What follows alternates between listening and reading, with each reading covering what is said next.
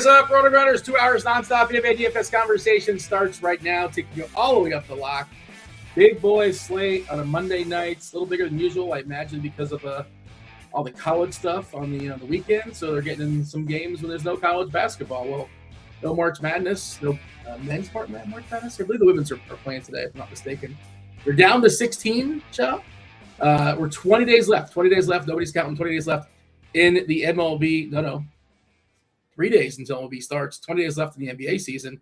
It's 10 games actually being played in the association tonight. We're down 2 because both DK and FanDuel said, you know what? We're not going to worry about the Bucks or the Clippers or the Nets or the Blazers. We're stopping this slate 9:30. Warriors, Mavs. Most of the injury stuff we kind of already know. The big one, I guess, is Jaylen Johnson for Atlanta. He's officially questionable.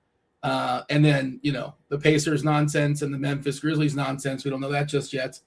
But, yeah. Chop, are you still with me here? I see you. Looks like you're in a staring contest of some sort. I'm not quite sure if you're – okay. Yeah, just looking at the slate, trying to get my last bit of numbers on my spreadsheet before we get cranked up here, but not a big deal. Okay, yeah. For a second there, look at you froze on me, but I didn't want to go the first hour and change before I yield the crunch time by myself. We have Noto, the Notorious one, and Beermakersfan coming in for crunch time around 6:15. It is Movie Monday. Hit that like button, subscribe, turn on those notifications so you know when we go live. In the Discord channel, tell me what movie I'm talking about. We do have to hit the threshold for likes to get the first clue. That should not be too difficult. The threshold's pretty low to unleash the first one, but yeah, tell me what movie I'm talking about on a Monday. In the Discord channel, be the first one to do so, and you get yourself week free of RG Premium. You'll get baseball. You'll get baseball content. You'll get Cheese's article. All the goods, all the bells, all the whistles, optimizer, anything we do, with the exception of NASCAR. NASCAR is its own thing. NASCAR is a la carte. You got to hit Stevie up for that here on RG. But MMA, PGA, all the sports, optimizer articles, rankings, the surveys, which Chop you participated in today, as well as a couple others. Yeah, Chopper. Well, I feel like I should ask you, since college basketball is your thing. You got your team in the tournament. Any thoughts on the weekends? We're down to 16. Anything that really surprised you? As somebody that barely pays attention, I think there wasn't a lot of upsets. I think there were minimal upsets, right? No. Well, in the one of the biggest upsets I already had, like one of the biggest one, you can't even – I would have never imagined number 1 seeded Florida was going to get beat in the round of 32. Yeah. So that was a massive, massive upset. Yeah, there was a lot of the higher seeded teams won. So I guess technically not a lot of upsets, but man, there were some good buzzer beaters. A lot of good buzzer beaters throughout the weekend. So I thought it was pretty good. It's just it's one of these things, Dean, where I feel like I got a pretty good, my finger on the pulse of what's happening, and there's a reason why the upsets. Well, upsets have been few and far between, like for recent years, because of the NIL is kind of making things a little bit slanted more towards the group of five or the big power schools. But these guys are also building their rosters out different these last few years, and it's starting to show in March Madness, and there's just not as many upsets. But yeah, Florida was a big one, man. Like I didn't think that was going to happen. So I thought it was a really good weekend of basketball, man. A lot of buzzer beaters, Dean. We had some crazy stuff going on. Florida, I saw they gave up a 3 with up 2 with like 5 seconds to go, and the guy was wide open. I think they pressed, which was probably a mistake in retrospect, but yeah, bad job there by Florida. And there was the one where like there was back-to-back buzzer beaters. Was that Kentucky? Who was that? That was pretty spectacular. That was Kentucky. Yeah. 1-3 with like 7 seconds to go or 5 seconds to go. It was a 2 to tie. Okay. A 3 to take the 3-point lead with 3 seconds left, and then another 3 to push it to overtime with no time on the clock. That was a good one. Yeah. Yeah, that was good stuff for sure. Our guy J3 in chat says UCF can't hit free throws. Well, you know what they can do is they can cover, and that's all that matters. They beat the 6-point spread, right? And that's That's a bummer they didn't win. But they gave a nice fight there to UCLA. It is all over for UCLA. They lost to UConn in the next round, but next year for UCF, I suppose. We'll see. Probably not. And do you have anything changed as far as who the winner is going to be, or you still feel the same? Any big overarching thoughts that have changed based upon these two games? Yeah, things did. I think things. I don't know. It's going to be tough, but I kind of feel like I'm leaning more towards Michigan now than Arizona. Oh, and are they on the same side or different side? They're on the same side of the bracket, I do believe. Okay. And, the Florida upset makes it. So Florida upset makes it to where now the winner of Illinois-Houston, I think, is Final Four bound, and I think that team beats whoever's thrown. I think it'll be Duke, but whoever gets thrown in that Final Four matchup, Illinois or Houston will beat them. So I think Illinois or Houston will be in the championship game. Based on Florida losing, getting upset like that was a big one, man. Florida's tough. Houston minus 3.5. I'm seeing versus Illinois. Do we like that number, Chop? I know that's your team. I can't bet that, D. It's just like can't bet for my team. I can't bet on them like that. I got enough at stake. I don't need any financial at stake, man. My God, you're trying to bury me in one night. You can bet the other side, and just in case, if things go wrong. I always hate doing that because then when your team wins, you're like, God dang, we won, but now I got to pay out money. What's going on here? That's fair. All right, the slate tonight. I did mention, Jaylen Johnson officially questioned. I don't think we've had any. Let me take a peek and see if any news has trickled on through. I don't think we've had anything of note. Back-to-back stuff. There's 16 teams. Very little back-to-back stuff tonight. Back end is Toronto, Portland. We don't care about Portland. They're not on our slate. And front end is Orlando. So only two teams, 2 out of the 16. Everybody else, 14 teams, are they're playing island games tonight. And again, I mentioned Jaylen Johnson officially questionable. There's some Memphis nonsense, which we'll talk about when we get there the best we can. Same thing with the Pacers. There's Pacers nonsense. They're both, Chop, I was thinking, maybe this is just me. Just make every Pacer and every Grizzly 10K. That's it. And be done with it. Just make them all 10K. So you just don't think about it. I know it's, that's never going to happen, but I would sign up for that. I just ignore those teams completely. Let me ask you this, Dean. Yeah. You got 2 slates sitting in front of you. Yeah. All right. Let's say tonight, I don't know. So it's a little weird tonight. We're usually at about 6 games, and they usually end. They have been ending like an hour after the very first tip off. Right? For some reason tonight it's 8, and they pushed it back, and they pushed 2, 8, and 8:30, two later games than they usually have on there for some reason. Instead of 6, it went to 8, and they made it later. Let's say you have two options for your slates: 6-gamer, and it ends an hour after the first tip. Like it would be tonight. Houston, Chicago would be your last game on the board. You got that 6, all 6 of those games.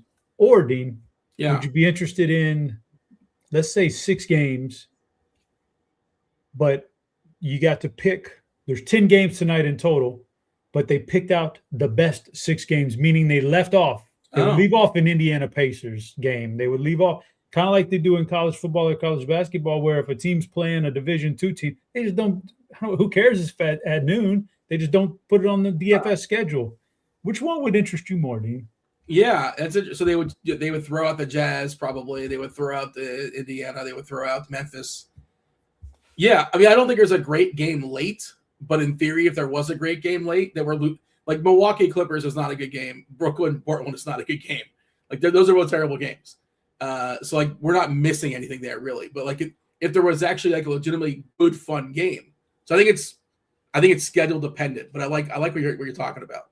Okay, before we get started, Dean, I got another one for you. Yeah. Now, this is not in pen yet. I haven't written it down. It's a spitball, but I read a form of this the other day. Okay. All right. To solve tanking. You solved it? You got it solved? Because nothing has solved tanking yet, right? There's nothing that anybody has said today that really stops the issue of tanking. Mm-hmm. How about this one, Dean? I'm ready. I want to hear it. Hear me out. I'm vague. I'm putting it into my words that I read something like this the other day, but I just in beta. Yeah. This is not verbatim. This is just it's roughly something like when you have the worst record in the league, you don't get the number one pick that year. If you have the worst record in the league this year, you're number one in a draft for the following year. And that draft is you get to take someone else's first round pick, but it cannot be your own. You've heard that one? You're scouting how you're trying to predict who the worst teams are going to be going forward. Yes. So that way. Yeah. You have the right to the pace. So you wouldn't take the Pacers because the Pacers are going to be healthy next year. They're going to try with Zubac. You could go that route. Yeah. And the bottom line is, though, that a team like who's really bad, who's taking Washington's going to have Trae Young. They're going to have Anthony Davis. So they're not. No. So Washington would have Washington being really bad helps them in that they get to pick whoever's pick they want. They don't know if it's the number one pick. Obviously, they don't know. But they get their pick, and a team who OKC is going to consistently be good. Well, OKC is probably still not getting a good pick because they're going to be left with the very bottom of the bottom of the barrel. They're going to be left with the Celtics first round draft pick the next year or something like that, which is never going to be good. So it kind of works, Dean. It's the best solution I've seen so far. Who would you draft? And that'd be amazing to get the thought process of that. I'm trying to think right now, looking at rosters, who is going to be the worst team next year? Because I don't think it's going to be Washington. It's not going to be Indiana. It could be the Nets. No, the Nets try. The Bucks are an interesting wild card because what happens with Giannis? You lose Giannis. Yeah, that's what you're banking on when you pick that pick because you're picking it like in April or May, well before next year's draft and before you know any results. So, let me look at that real quick. I think the Nets are a really good pick. You look at the Nets roster, you're like, there's nobody you see in that roster. Like, yeah, well, this team's going to be good when these guys develop. Not really. I mean, is Chicago ever going to get out of the gutter? They're just in the Miami Heat Invitational basically every single year. They're a little bit too good. Sacramento, man, they're never going to be good. That's a good pick. Sacramento's good. They're going to be good again, but boy, you're looking at something. You're looking at like, oh man, when you're sitting there in those middle picks, you're thinking, man, okay. Is Kawhi going to be healthy? Because if Kawhi isn't healthy, I can get that Clippers pick. Maybe that's. So I think that adds an element to it. I don't know, Dean. We're just spitballing here, trying to solve the problem. We got to figure it out. Adam Silver ain't doing it. He ain't doing the trick. So we got to figure it out on our own. You know what's going to make it worse? We'll get to the slate. You know what's going to make it worse, Chop? What's that? When two more teams get added. Oh, we're going to have two more tanking teams in like 5 years. That's going to be great. But they have talent. There is the talent to field 32 teams. Sure. But that's not what's going to happen. There's just going to be two more teams that tank. They just don't have a chance. Unless they fix it. Bring it on. Okay. By the way, maybe the reason why they included tonight's 9:30 games, I'm guessing, is it's the back half of the Peacock doubleheader. I don't know. Possibly, maybe. First half, a lot of fun. Spurs, Heat, that's a good game. And then Golden State, Dallas, not so much. This game was scheduled a long time ago, I imagine. That is the back half of the Peacock doubleheader. Tell us in chat how to fix tanking. Does chat know how to fix tanking? That's, it's something. It's at least something. Yeah, and it kind of it's a different conversation, but I always like the idea of you get to pick your opponent in the playoffs. I love that. Imagine that'd be great television, calling out the teams. If you're the 1 seed, you get to hand pick your opponent, amongst whatever teams. And theoretically, if you want to pick the 3 in the first rounds, whatever, you shouldn't, probably. But unless a superstar gets injured or something like that. But reward teams for actually getting higher seeds. Pick your opponents. I don't know if you're on board with that or not, Chop, but some teams get penalized because the 4 happens to be better than the 7 or worse than the 7, vice versa. There you go. There's lots of ways to fix this game, I suppose. But all right, big picture. You got anything, Chop, or shall we just dive into the thing? Dive on in, man. Greg Lougain is that sucker. We desperately need to upgrade that reference. Lakers, Pistons, 226.5 is the total. The Lakers are 2.5 point favorites here. Lakers, hottest team in basketball, right? They've won 9 in a row. Shout out to the Lake Show. Who's in? Who's out as far as this one? Well, the Lakers are they're going to be without a couple players. Hachimura unavailable. He's got a calf. Marcus Smart's got an ankle, so he's not playing. The big one here with Detroit, and this is going to continue to be the case going forward. probably for the regular season, I assume for the regular season, if not the playoffs as well. Cade Cunningham is out with that lung. Marcus Sasser also unavailable with the hip. Beef Stew still has that calf. So, yeah, the Pistons are down several pieces. Jenkins, Robinson, Oscar Thompson, Harris, and Duren are projected starters. Man, Luka has been spectacular. He did get his technical rescinded, so good for him. I think rightfully so. If the reports are correct, Gogo Batadze calling out his family. I don't know if you saw those quotes.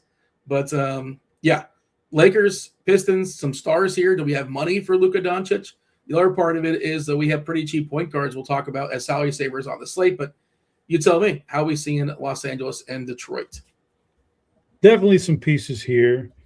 Both teams at least trying to win and improve positioning, seeding, maintain positioning and seeding. And so you can get a competitive game. It's obviously a little bit luster taken off with Cunningham out of this thing, but I think it's at Detroit, so maybe it still maintains a pretty competitive nature throughout the course of the game, which would, I don't know. So the ownership going towards the Lakers, a lot of it is, well, not a lot, but the most is going towards Luka. Deservedly so, like you said, he's been on fire of late for whatever reasons. He just looks like a better player right now. So I definitely think he's in play. It's a weekend defense for Detroit. So Luka's in play. Austin Reeves in play. Big projection, fair salary on him. I don't know that I want to go LaRavia or Aiden or LBJ anymore, but I think those two Lakers are fine. On the other side, Jenkins is, I guess you would list him as a value piece. His projection outranks his salary just barely these days. He's already up to 6K, but yeah, he's fine. Jenkins is fine. He's playing a lot of minutes there with Cade out and the boy and Sasser out and stuff. The guy I'm most interested in is Duren. I don't know. Call me crazy. I just think he's the kind of guy that intimidates and bullies around a DeAndre Ayton. I don't know. Maybe I'm wrong on that. Maybe Ayton. I don't disagree. It's just it's expensive, but I don't disagree with your thought. He's been paying it off, man, with these injuries. Duren's definitely been paying it off. Some 50-point games recently. That's kind of his thing. He has good upside. So I don't know. I'm not going Tobias Harris. I'm not going Oscar Thompson. They don't move the needle for me. They're DFS games. Paul Reed is an afterthought. So how am I going to get there for Detroit? What's a good run back? I don't know. I just think it's Duren. I think the upside with Duren can be there. Of course, you could definitely get caught in not being able to pay off that price tag, but that's just the GPP. He's a GPP play anyway. Yeah, we're giving him 29 minutes. I've been staring at the standings. There's 20 days left in the basketball season, about 10, 11 games depending on. And the thing with Detroit is, I'm not really sure what their strategy is going to be. Obviously, they lost Cunningham. They want to figure some stuff out, whatever they have, and we'll see what, when the playoffs roll around, if he's available or not. But they're basically a lock to win the 1 seed, right? They got 5 games up in the loss column on Boston. Unless you think Boston's going to run the table and Detroit loses 5 games, they're the 1. And they're not going to catch OKC for, for home field throughout. So they're not moving anywhere. San Antonio also another team. It's really not moving. They're essentially a lock in the 2. Unless you think the Thunder is going to lose, 3 more games than the Spurs in the last 10 games of the season. That seems pretty unlikely to me. So, these kinds of things are just sort of worth noting. And that's, are they going to push Duren? And we're giving him 29 minutes. It's just they just rarely do that. Every once in a while you'll see it, but I do like him. You got to pay for it.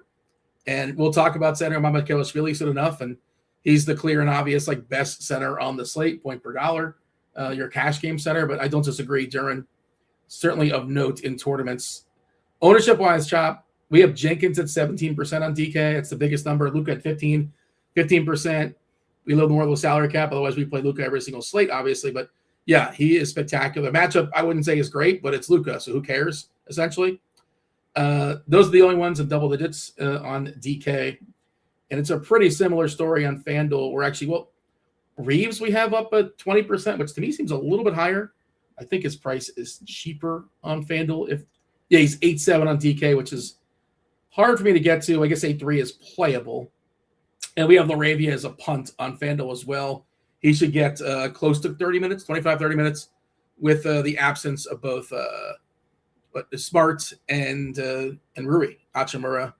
Luka 10%. We're seeing. It's not that hard to get over that if you're running 150.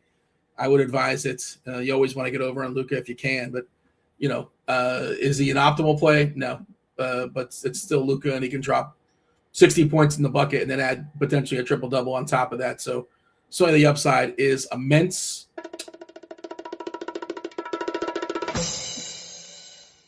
Oh, we got 2 clues. We're going back to back here. Didn't know we had did I miss the first one, or we just hit both thresholds basically at the same time? But there you go. We have now the movie. Well, you do what you want with these clues. Drop Doctor and Sleep. Doctor, Sleep. Doctor and Sleep. They are your first 2 clues. We're giving you 2 clues, 2 for the price of 1. I guess I missed the first one. My apologies. But yeah, get in that Discord channel and tell me what movie we're talking about. You can get 2 guesses. You got 2 guesses as well since we have 2 clues. Tell me what movie we're talking about. Get a week free of RG Premium here on a Movie Monday. All right. Chop, we're moving on from the Lakers and the Detroit. I believe so. Moving on. And Dean, if my screen does, because I'm hearing some complaints, my screen might be freezing just a little bit. Just let me know. And I could maybe switch internets. We're having a lot of hard problems with AT&T internet here, man. I've had a lot of outages this past weekend. It's weird. So if I get a little slow AT&T, then I can always switch off onto something else. So I got an Xfinity, and they it seems like once a week there's some kind of random outage. I had it the other day, but yeah, I don't know. But then I get this text from AT&T. Maybe I read it for you, Dean. Maybe I read the text. Sorry for the inconvenience. That's along the lines. I don't think I could pull it. Something We're working like as passionately as we can. No, AT&T is something like, sorry for the inconvenience. You lost your internet all day on Saturday when you were trying to do college basketball lineups and trying to do all. But here's a credit for $3.14 for that time you lost. Oh, thanks, man. I needed that $3.14 a lot more than I needed the internet, don't I? Come on, bro. Half the slate, should note, half the slate starts at lock at 7:00. So you really can't necessarily punt the first half of it. Pacers, Magic are going to be very popular today because they're without several key pieces. We'll talk about the Pacers here in a second, but the Magic are now without 3 starters. Franz Wagner's been out for a while, obviously. Black, same deal. Anthony Black, we've not seen for a bit with that abdominal strain, but now we're adding Jalen Suggs to the list. He had the fish, so he is unavailable. He's out. Pacers. This is an island game, but they insist still given their questionable nonsense. Nemhard's questionable with the calf. Naismith has an ankle. Pascal Siakam's got a knee. And Obi Toppin's got a foot. They gave him a foot. Zubac has a rib. I think they gave him out for the season, right? They said, that's it. You got a rib. You can't play. We gave you enough playing time. You go sit down. By the way, shout out to the Pacers. Do you know the Pacers have lost 16 games in a row? That's just some spectacular tanking. And not to be outdone, you know who else has lost 16 games in a row? The Wizards. Okay. The Wizards and the Pacers. Pacers are on a San Antonio Spurs type of trend here, type of run. Yeah. They were a good team. Lost David Robinson due to an injury one year. Got Tim Duncan, then ended up getting Robinson back 100% healthy, like nothing ever happened, and paired them together and won a championship. Pacers are going to eventually get these guys back healthy, and they're going to be a solid playoff team, but now you're going to add potentially an absolute game changer. Yeah, they're on a good path right there. They got a 52% chance to keep their first-round pick next year. Can't get any higher than that. It's got to be top 4. And if you're the worst team in the league, you got a 52% chance to be top 4, and that's obviously what they're shooting for. Are you sure? Yeah. Wait a minute. I thought if you were okay, so I thought if you were one of the 4 worst teams, you automatically get a top 5 pick. Is it? No, because there's 3 lottery teams, and like theoretically, the 7, 8, 9 can go 1, 2, 3. And then 7, 8, 9 would plug in at 1, 2, 3, and then 1, 2, 3 would go 4, 5, 6. If you're the worst team, the worst you can do is the 5th pick. I got it confused. Yeah, and 1, 2, and 3 all have equal numbers. Remember they did that to try to cure the tanking? 1, 2, and 3 have the same percentage, 14%, to get the number 1 pick. But that obviously didn't matter. That didn't work. And you throw Brooklyn in there, 1, 2, and 3, combined, Chop, 39 losses in a row. Basically half of the NBA season. That's how you do it. That's how you do it, man. It's really impressive stuff. The Magic, right? We're expecting Javon Carter to draw the start here. Good matchup, players being out, tighter rotation, potential blowout. That's kind of a theme in the slate. There's multiple potential blowouts on this slate. This is certainly one of them, where the Pacers are, 13, 14-point dogs here. De Silva looks like an interesting cheapie if you want to spend up. Banchero looks good. Desmond Bane, it seems like a really good Desmond Bane spot. And Javon Carter, which, I mean, if you want to go double cheap point guard, we can do that. And we'll talk about that later on in the show. I'm curious where you're at as far as Carter, and then maybe Carter versus Jamal Shed, because we lost quickly. Both have really good matchups. Quickly being out for Toronto. Shed, we're assuming he's going to draw the start against Utah. We love that. And we love picking on the Pacers as well. I don't know who's going to be left standing for Indiana, but they're probably going to be sitting out some of these guys. They're going to lose one way or another. They're going to find a way to lose, I would imagine. I don't know how to talk about the Pacers. I don't know if what can we can say and, just sort of wait for guys to get kicked out of the game, ruled out for nonsense reasons. And then maybe all of a sudden players will project better. But even in game, it's hard to project what they're doing. Talking about the Magic and the Pacers. So I would easily just one of those teams that I just don't need to play is Indiana tonight. I mean, it's easy for me because I'm only running one lineup, but it's just a team I don't need to play. Like, I don't even know if I'm running 150. I don't know what I'm chasing with Indiana. Like, they're not particularly – nobody's going to project well. I don't know how much upside any of these guys have. The players who project the best, it's one of the biggest spreads on the slate. It's probably going to be a blowout. Guys who project the best are probably going to be on the bench in the fourth quarter. I don't think I need to play a pacer. I mean, that's with all due respect to all those guys who run 150 and do it, some weird stuff and end up winning. I don't know. I don't see it. I'm not going to do it. Unless everybody gets ruled out. I'm with you. I'm right now. There's no Pacers for me. That's it. They're X'd out. They're X'd out. Orlando, there's some. Javon Carter is going to be a tipping point on what you want to do with your lineups if you want to go that route. If you see some upside there, I don't know. Desmond Bane, I definitely like Desmond Bane quite a bit. Going to get a lot of shots. It's not a great three-point shooting matchup, but again, all those stats that we played with for 60-something games now, kind of take it all with a grain of salt because this is a different group of guys out there for Indiana playing defense. Well, one thing they have done this year is squeeze the three-point line and shove you down in the paint, and that's Banchero working in the paint. So I think he becomes just an excellent play up there with the guy we'll talk about in a little bit, Cooper Flagg. I think they're 1A and 1B. But I like Banchero a lot. Like Bane, if he can get hot. Javon Carter is the one I'm having issues with. Lots of ownership there. Cheap salary, good projection. But what's the upside, and how does it compare to the other guys, some of the guys you mentioned in the same price range? That's to be determined, but he's definitely going to remain in the pool. I mean, a guy like Tristan da Silva is not in my pool because I don't like the upside typically that you get from him. But so I can mark him out, but I'll keep Javon Carter and make that decision later. We currently have Carter as at least the guy hitting the majority of my lineups. I put a threshold on it, and he basically hit my threshold. Just because he's cheap, we're expecting he jumps in the starting lineup and plays the Suggs role to some extent, getting some extra burn, good matchup here. We are projecting 28 minutes, a little bit less than a fantasy point per minute. We're at 26 and change on DK and at 3.6 point guard, shooting guard, 65% as far as ownership. That is a huge number. It's only behind Mamakelashvili on DK. De Silva currently the third most popular. And I don't mind him as a potential get under in tournaments. Like you said, typically not a guy that's just going to pummel the box score, but probably not going to hurt you either. It's just a good innings eater, if you will. He probably plays about 30 minutes or so. And just by being on the court for 30 minutes against the Pacers, you're probably not going to be a snowflake, I don't think. And we got Banchero coming in is pretty heavily owned. I see you're breaking news here in chat. Jaylen Johnson's out. Is that official? Okay. Hope so.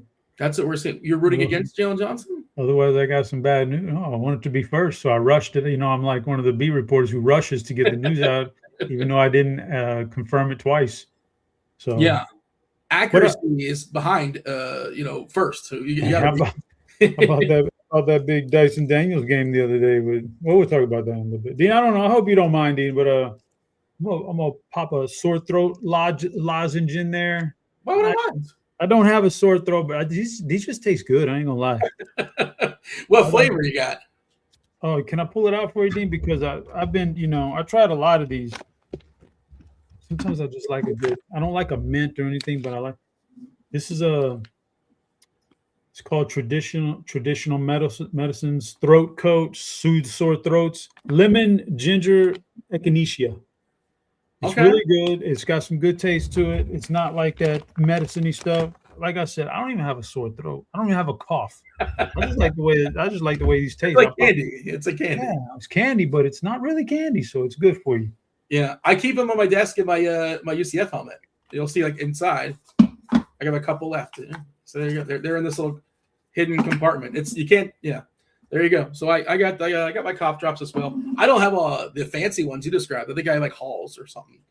I don't know if we're looking for a new sponsor. Definitely not AT&T. That's too medicine-y, man. Halls is too medicine-y. I kind of like the medicine taste a little bit. I don't like that. No? Okay. Not a big fan. I'll have to give it a shot, what you're talking about. Projection team, by the way, on top of things already. Well, I guess we kind of anticipated. They're already on top of the Jaylen Johnson rule out. So hit the refresh on the lineup HQ button and we'll get a new batch of Atlanta projections. Can you just power rank Magic for me? Like the way things I have right now, and of course this stuff's going to change. Maybe Jaylen Johnson, I would imagine. You know what? Let me run some new stuff actually, Chop, because I think at least one of these Atlanta players are probably going to be elevated. We're still going to get bumps all around, but will we have Atlanta players jumping in optimal lineups? Maybe. Because I was looking at before the Atlanta news just dropped, 3-4 Magic players hitting in some of my lineups, which I don't know, it seemed like maybe one too many for tournaments. But Johnson being out should affect things to some extent. Let's see if we still have that same number. I'm buying time as my lineups are getting built. Okay, so the very first optimal lineup I have right now in DK is ridiculous. Is 3 Magic and 5 Raptors. Like that's not something I'm going to play. But that is interesting. We'll talk about the Raptors soon enough. On FanDuel, 2 Hawks, 4 Magic in the first one. Yeah, so Daniels is projecting pretty good. McCollum projecting pretty good. Okongwu. We'll circle back. I shouldn't say circle back. We've yet to really talk about Atlanta, but we'll talk about Atlanta soon enough because what we have on this slate is multiple teams, the Magic, Atlanta, and Toronto, without key players, all in spectacular matchups, taking on the Jazz, the Grizzlies, and the Pacers, respectively. So, the teams that are missing the most players are also in the best matchup. So, yeah, we'll talk about it. It's an 8-gamer, but I think the pool is going to be kind of condensed. Anything else you want to say as far as Orlando? I do want to get your priorities. Carter, Bane, Banchero. How would you power rank prioritizing your Magic? Bane, number 1. Mid-sized gap. I'm sorry, not Bane. Banchero, number 1, mid-sized gap. Bane, very, very small gap. Carter, much, much wider gap. Now that was Javon Carter, much, much wider gap. Wendell Carter, and again, you gotta line up a couple lineups. You gotta cut people out, even if they're at higher ownership and stuff like that. Tristan Da Silva is way in the back of the line for me. I won't play him tonight, but I don't blame you if you do. I just don't. Not my type of player. I kind of feel the same way. If I land on him, so I'll do it begrudgingly. But he's the classic last man in. It's like, well, how much salary do I have? What position? Okay, I guess I'll play him. But he's never the guy that I start my build with. Taking a peek here at the Discord channel. Some guesses coming on through for today's Movie Monday. Dr. Sleep. That is our first 2 clues. It's not Eyes Wide Shut or Southpaw or Vanilla Sky. That's a good guess. Batman and Robin, Fletch, Sleeping with the Enemy, Shutter Island. Apollo 13, Passengers, Awakenings, 12. Ooh, Passengers was good. Yeah. As far as a guess or as far as a movie? No, a movie. It was Yeah. a good movie, man. It was a unique concept. Yeah. That was Jennifer Lawrence. Correct. And one of the Chris's. Yeah, man. The one from Parks and Rec. Chris Pratt. There you go. All right, some guesses coming on through. But Devin Vassell, by the way, expected to play tonight with his hamstring. We got Jaylen Johnson ruled out. Any other news that came on through that I may have missed? Grimes and Barlow are questionable. I love getting the baseball news as well. Okay, Dean. If Robert Williams is the Time Lord, Chris Pratt is the.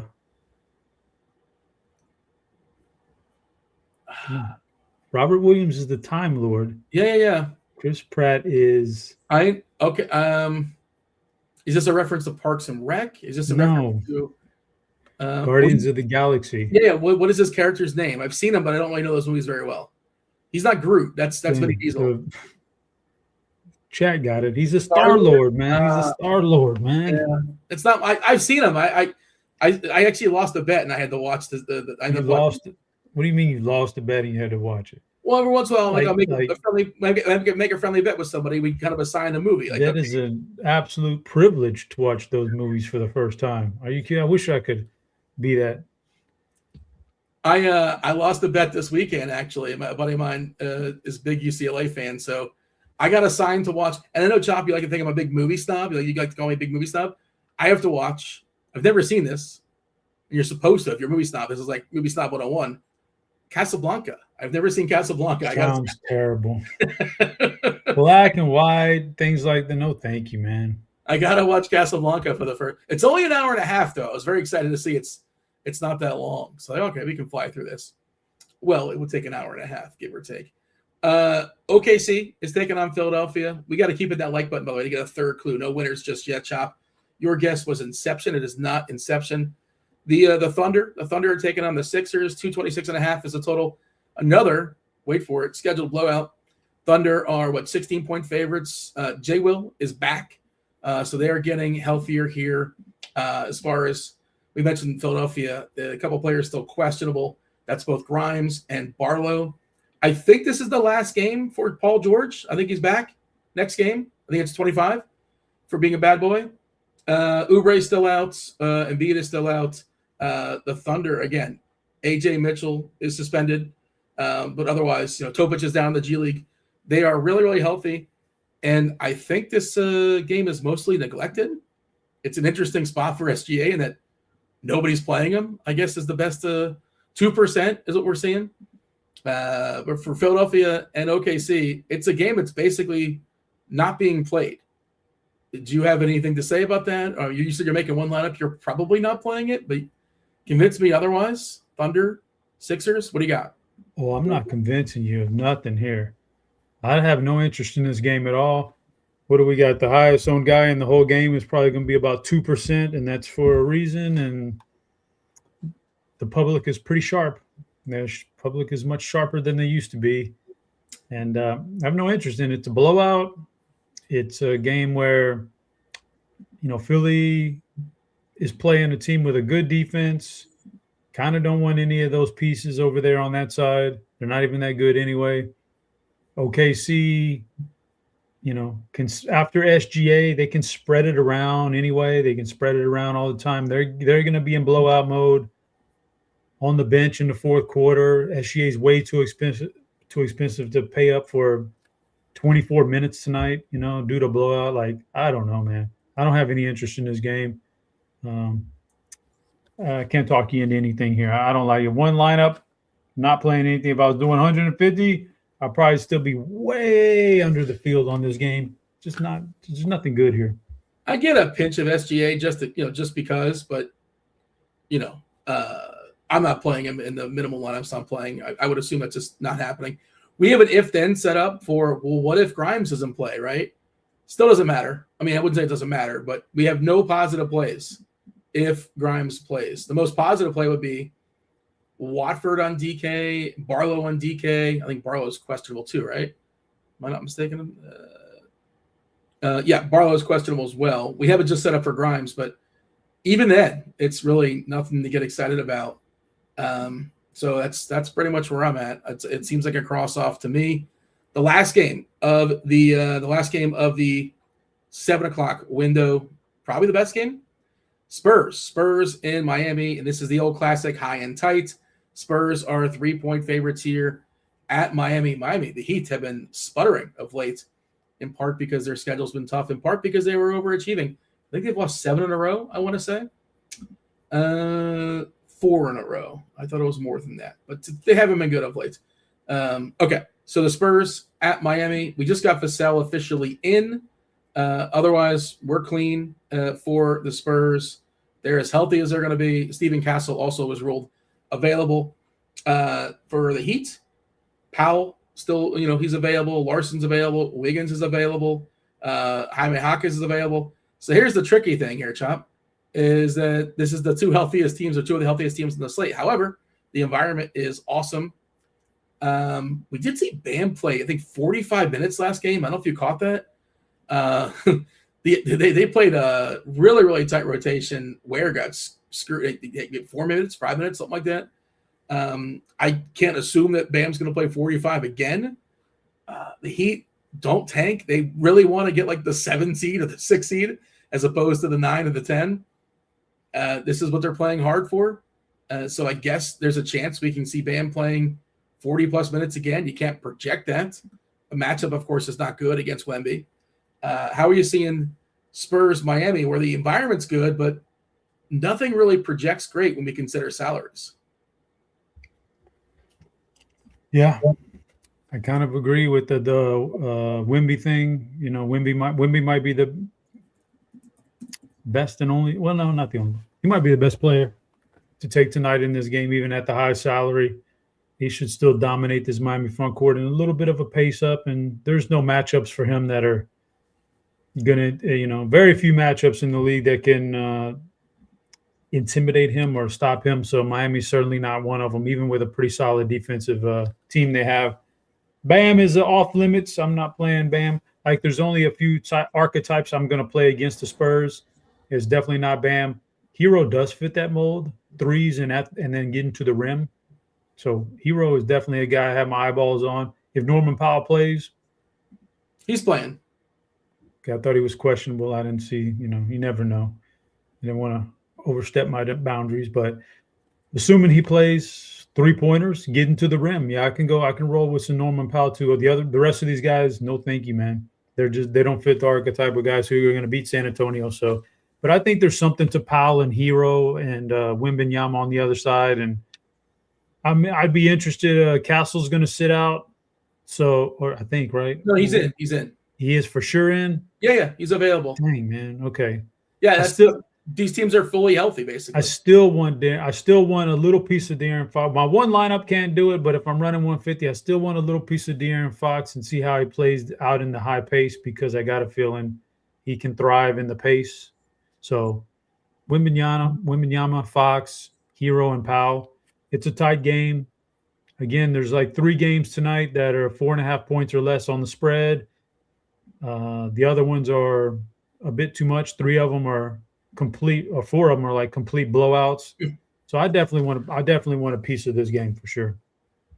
The arena will probably be rocking. Miami's kind of they're known for having bad crowds in Miami, but they get up for events, and like Wemby in town is an event. I think this is the first time they're there. It's also the Peacock. First half of the Peacock doubleheader. So I can see this being a fun game, fun environment. I can see Miami condensing their rotation. Again, I talked about the Spurs before. They think that they have a chance, I guess, to get the 1 in the West, but that ain't happening unless something really goofy happens with the Thunder. Never know. You never know. But like they gotta run the table when the Thunder have to lose 3 or 4 games. Like, come on, is that happening? Well, it depends if the Thunder run into like another batch of injuries. You never know, but I wouldn't. But here's the thing, Dean. I want to sidetrack you. Somebody in chat is I saw you address them, but somebody's talking to you about bringing back the squirrel mustache. I have a question for you, Dean. Yeah. I was talking to my wife the other day, and I'm thinking, what if I just go full full Grand Nefer type of beard. Like I'm thinking full, like I don't know why. What do you? Can you just push a button and can you compete? Can you put because Grant's a pretty elite beard. No. I'm not saying it's going to be anywhere near like that. I'm just saying, the type of like I don't want just a 5 o'clock shadow. I'm thinking if I'm going to go for it, I want to do the whole shebang, man. Where I got lots of. But I'm a little worried about right here because back when I was younger, right here I couldn't grow anything. So that's a terrible look. I don't even know if it's possible. But I'm thinking about it because you get the fullness down here. I don't know, Dean. Is it because you're just tired of shaving or you want to do something different or just bored? No. Yeah, just kind of want to do something different and see how there's guys who, they grow the beard and suddenly, you don't even know, like you don't know it, but they actually become a lot more handsome. Then when they shave it, you go, oh, I know why he had the beard now. Now he's not, the beard. Some guys, the beard can make you more handsome. I'm thinking. Maybe you got the gizzard protector as well. I'm curious. Maybe I'll become more handsomer with the beard. We'll have to. What's the worst that can happen? It doesn't work out. You just shave it off, and it's like a month later, it's like it never happened. 2 months later, yeah. Well, look at Kyle Murray. Did he inspire you? I'm not sure if you've seen Kyle of late. I've not seen Kyle. Have not seen. Is he growing a beard? Like Wolverine. It's incredible. Oh, yeah. Check out one of his shows. I'm going to check out one of his shows. Yeah. Thanks for supporting the show. He's definitely making it work. He's definitely pulling it off. But I can't. I absolutely can't. My mustache was like comical. I was doing it sarcastically, but I don't know how to explain that to strangers. Like this is I don't really think this looks good. We got to keep hitting that like button to get a third clue. I think we're still stuck on 2 clues for today's movie. We're done with the 7 o'clock games. Let's talk about Memphis. Get excited. It's the Grizz and the Hawks, 240.5. That's a big boy total. Most of those points, the majority of those points, getting dispersed to Atlanta. We did just get the big news, the biggest news that was in the slate.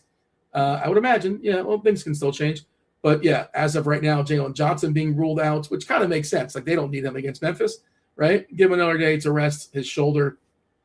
Otherwise, they are healthy. The Grizz, Spencer's doubtful. Small is questionable. Taj Gibson's questionable. I think we have 11 currently, but we can some of those guys can get dwindled down. We're currently projecting 11, but do not put that in pen. Jerome, Small, Wells, Gigi, OMP, Clayton, Hendricks, Giroux, Gibson, Burton, and Repair. As far as Atlanta, we're expecting McCollum, Daniels, We're projecting Muhammad Gay to start alongside Okongwu, and I guess Kuminga would be like their 6th man. What's our minutes here for Atlanta? All right. So 32 Daniels, 31 30 McCollum, 29 Okongwu, 23 Kuminga. Is that enough? I think Kuminga is going to be interesting. And Gay 23 would be interesting as well with this front line that's pretty horrific and it's pretty short for Memphis. How are you seeing the Hawks now that we know Jaylen Johnson is out? Did you call him Marvin Gaye? Marvin Gaye? No. I don't think I did. If I did, it wasn't intentional. It might as well be. I mean, Marvin Gaye would do all right. He could put up like 10 and 10 versus the Grizzlies, I think. This is Muhammad Gaye. Not anymore, but. Well, I mean, retroactively. Today, maybe. So Jaylen Johnson being out. I definitely didn't have a lot of interest in Atlanta, but certainly a lot more now with Jaylen Johnson out. Dyson Daniels going to project extremely well. Out here, dropped a big 50 burger last time out against Golden State. So, just briefly looking at, his 3-point shots, he's not taking that many, but at least some of them are falling.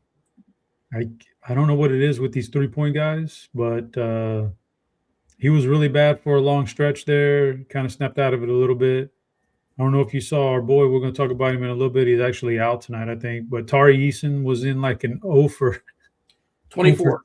0 for 24, man. And he's a 40% 3-point shooter, and it just left him like for these guys. This guy when he made it, he's like, you did one of those like a miracle. Yeah. So these guys are mercurial like that from the 3-point line. So Daniel seems to have found a little something. He's going to project well as well. He should. Okongwu is going to project well. He's fine. Is good. If you went 3,400, I think Landale is in play now. whereas I don't think he was in play before, but he is now. The one guy who I'm interested in is Kuminga, because I know there's upside there when it all clicks for him in a particular game. And this is the type of opponent, a total washover Memphis team where like he could get a lot of run and he could do very well here for 5,400. So Kuminga is definitely an interesting piece to me. But generally speaking, yeah, a lot more interest in these Atlanta guys now. Memphis, Ty Jerome's still the guy there playing some point guard and doing pretty well. Maybe Ty Jerome. Everybody else just kind of falls into place, it seems like, and there's nothing that stands out on anybody else. So maybe just Ty Jerome at a pretty good price tag, and several Atlanta guys stand out. I wouldn't play a bunch of them. I'd probably limit it to 2 or 3.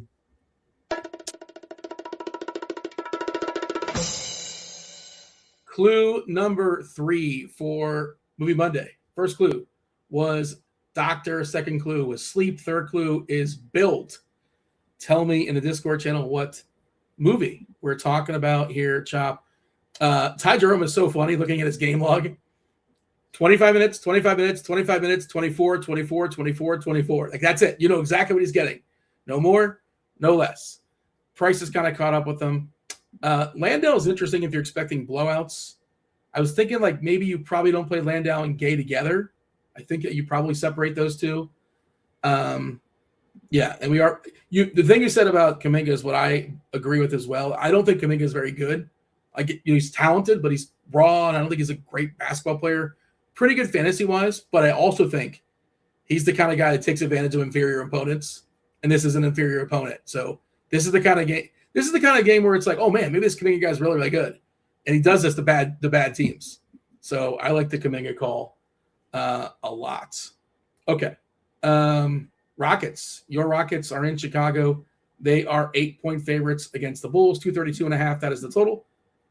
Injury reports. Let's take a peek as far as Houston and Chicago. Well, they got healthier, a little bit healthier because at least Jayshawn Tate's available. We've seen the rise, and I think you actually wrote about this today in the survey, talking about you've been pumping him up of late. Reed Shepherd, a bunch of assists, bunch of minutes. It seems like he's separating himself a little bit from Tari Eason because those guys are fighting for minutes many times, and Eason has been scuffling like we've been talking about as well. Steven Adams out for the year. FEV, we're not going to see him. As far as Chicago, they're still without a good chunk of their players. Anthony Simons, Jaden Ivey, they traded for, both unavailable. Jaden Smith officially questionable. They would be down to 9, right? Am I counting that right? Yabusele's out with an ankle. Zach Collins, I think he's done for the year. Okuro's out. Yeah, I think we'd be down to 9 if we lost Jalen Smith. So I suppose that's of note. How you seeing Houston and Chicago? Chicago, I'm not seeing like a whole lot that interests me. Giddey is a good fantasy scorer, and he's gonna score points tonight, but he's too expensive. I feel like I don't want to pay that kind of price tag for him. So that drops him off the board, and some of the other guys don't project as well. And it's just, I don't know. I don't like the Chicago side of it, but I do like the Houston side of it. The Reed Shepherd thing looking good, coming off of a game against your Miami Heat here on Saturday night where he dropped 14 assists, man. And yeah, they need a point guard, and he's the de facto point guard right now. And I heard Ime say he's going to keep running him out there for the time being. And then he had to finish it off the statement by saying, when the playoffs roll around, we'll take another look and see what we want to, like, brother, you stop fighting it, man. I know you don't like the white guys, but you got to play the kid, man. Like, is that something he's come out to say? He said that's an allegation. He's the one who buried Peyton Pritchard for all those years, man. Now look at Peyton Pritchard. So okay, I mean, I don't know, man. All right. What about oh my God, he tries to bury Şengün so hard. He hates the defense. He hates the defense on all these white guys. You don't think that they have the foot speed to do it, but whatever. I'm not saying he's wrong. I'm just saying you got to play him when you have to play him. So, but Reed's going to play, should play some good minutes. That's going to open up the door for a lot of guys Reed playing and Eason not playing helps Şengün. Wait, Easton's playing, Chop. Easton's playing. Oh yeah, Easton's. Who's not playing?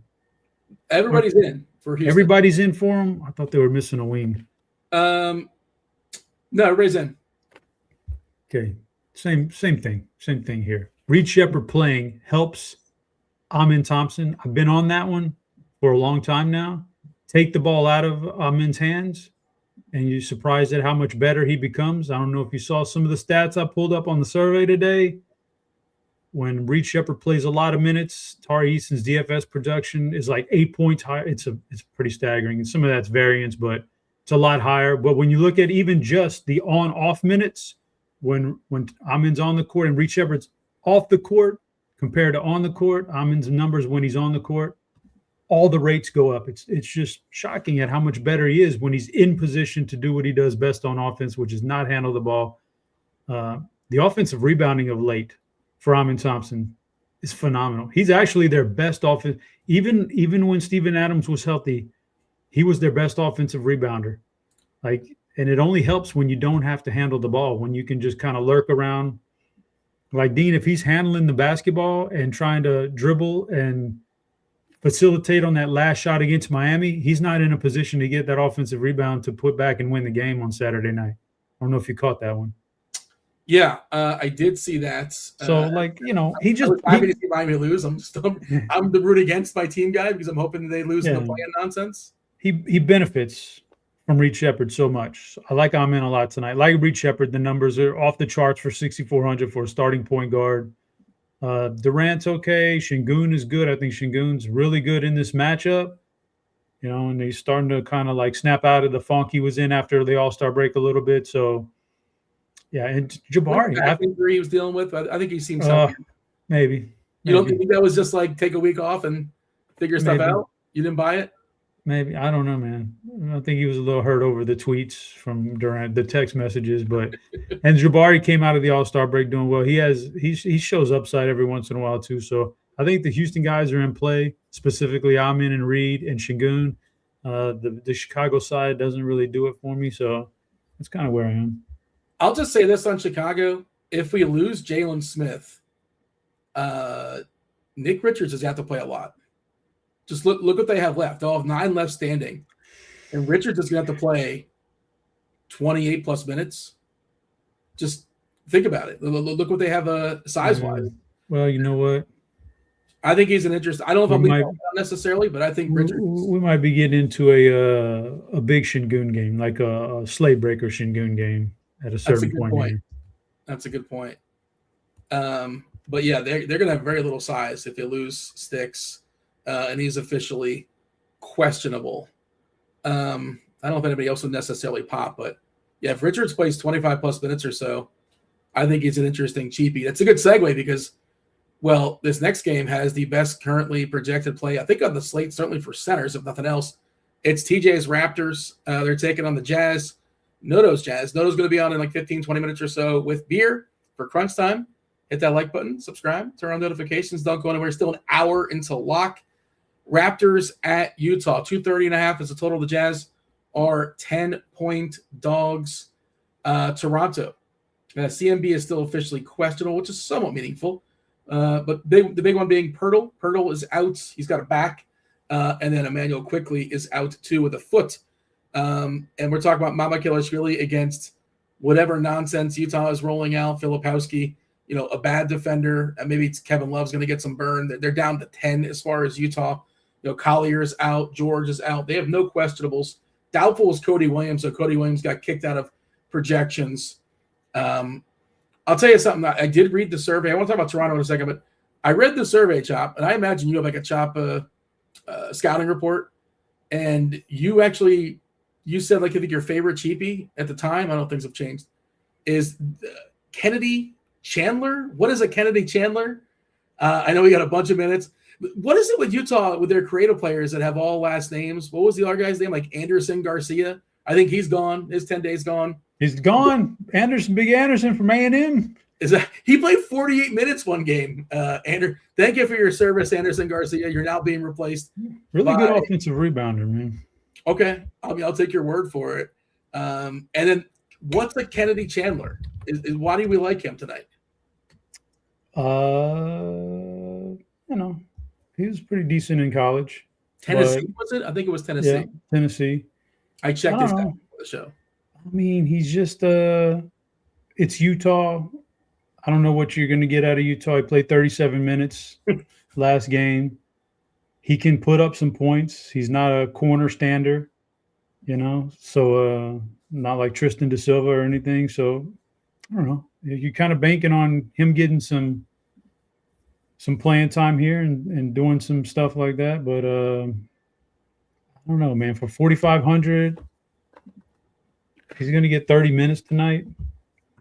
I think there's paths there, because although Utah's running seemingly like a kind of a tight rotation, they still want to lose.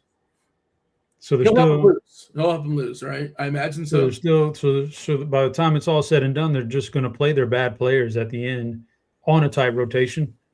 That's going to be Kennedy Chandler. So I don't mind that as my value play. I could take a shot on EJ Harkless. Yeah. No doubt about it.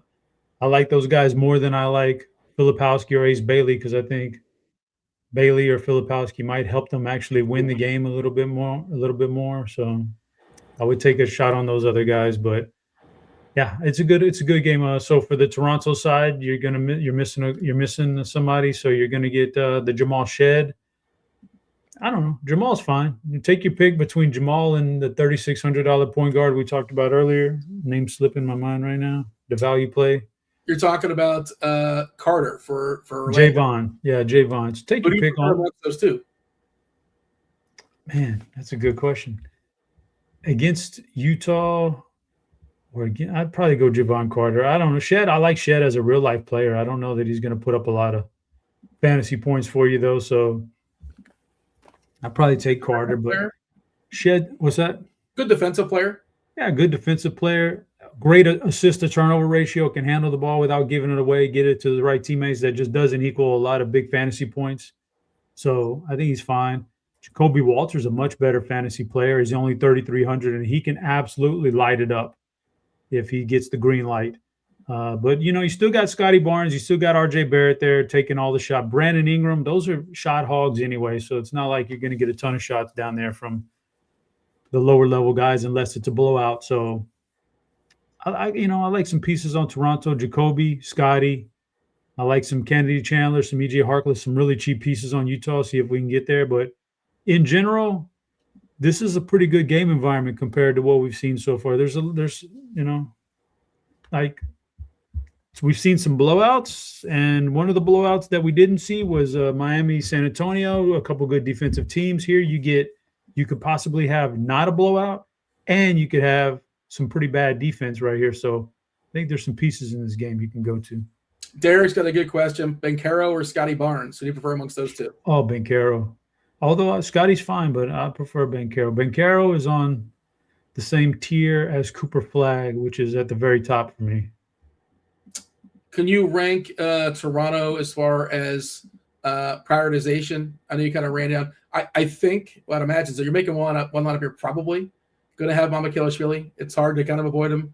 The nut matchup, and we assume he's going to start and play 25 plus minutes or so, and the price is just not correct. But you tell me, can you power rank the Raptors for me? I'm not as big of a fan at 70+% ownership as I guess it sounds like you are. But he's okay. I think I would rank him Jacoby Walter number 1, and then Mamashvili, and then Scotty Barnes, and then Jamal Shed, and then a pretty distant Barrett and Ingram and the rest of those guys. So yeah, I prefer Jacoby Walter. I think he's a pretty decent fantasy player. We did get Grimes ruled out for Philadelphia. Again, I don't think that really changes much.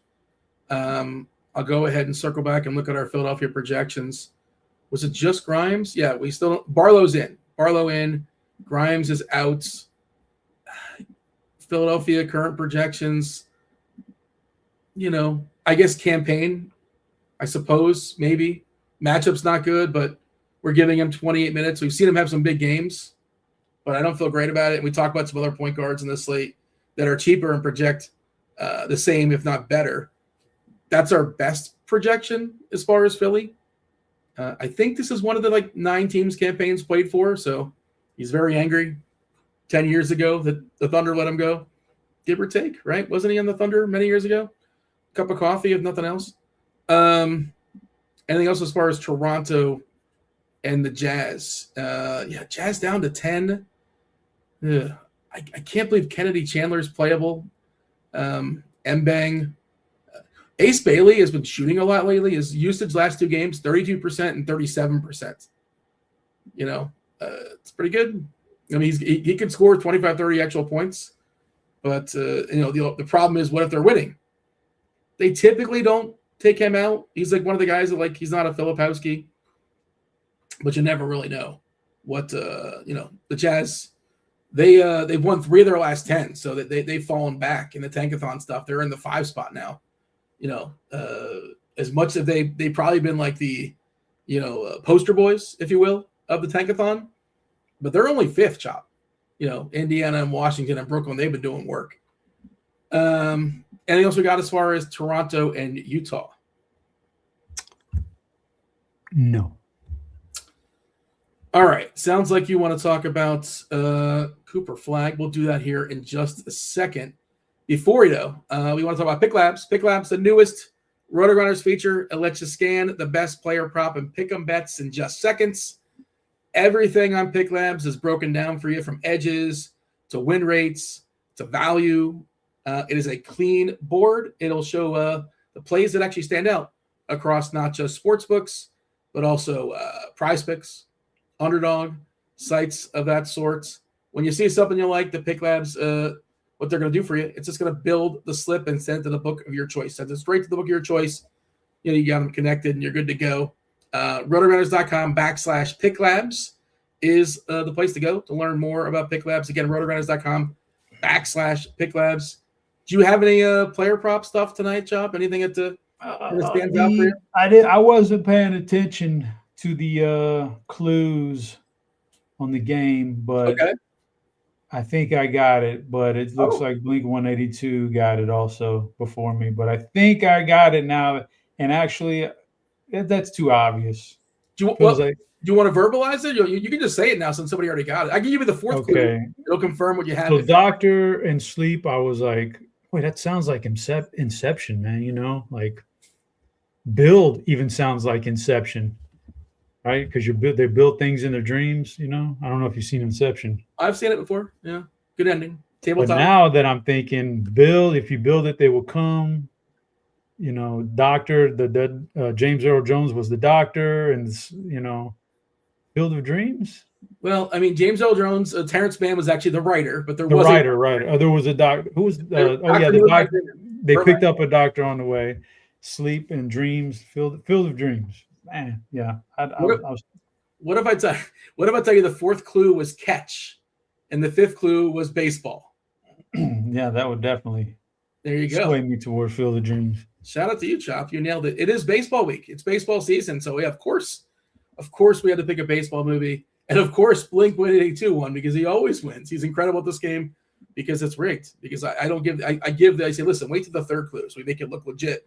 But shout out to Blink 182 Rue in the Discord channel for taking down a week free of RG Premium. Yes, the movie today was Field of Dreams. Field of Dreams. 3 days left. 2 sleeps, right? We only have 2 sleeps until baseball. Wednesday night, we got the Giants and the Yankees on the Netflix. So get excited about that.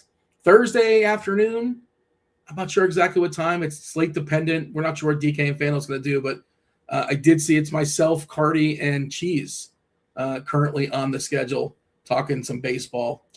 Looking forward to that. Warriors, Mavs. Hammer game, back half of the Peacock doubleheader. 231.5 is the total. Dallas is a 1.5 point dog here. Again, it's pretty high and it's tight as well. Body parts, who's currently in, currently out. Moses Moody is officially questionable for Golden State. The Kristaps Porzingis revenge tour continues. It's now in Dallas. I feel like he's had a revenge game like 4 in a row. He's officially probable.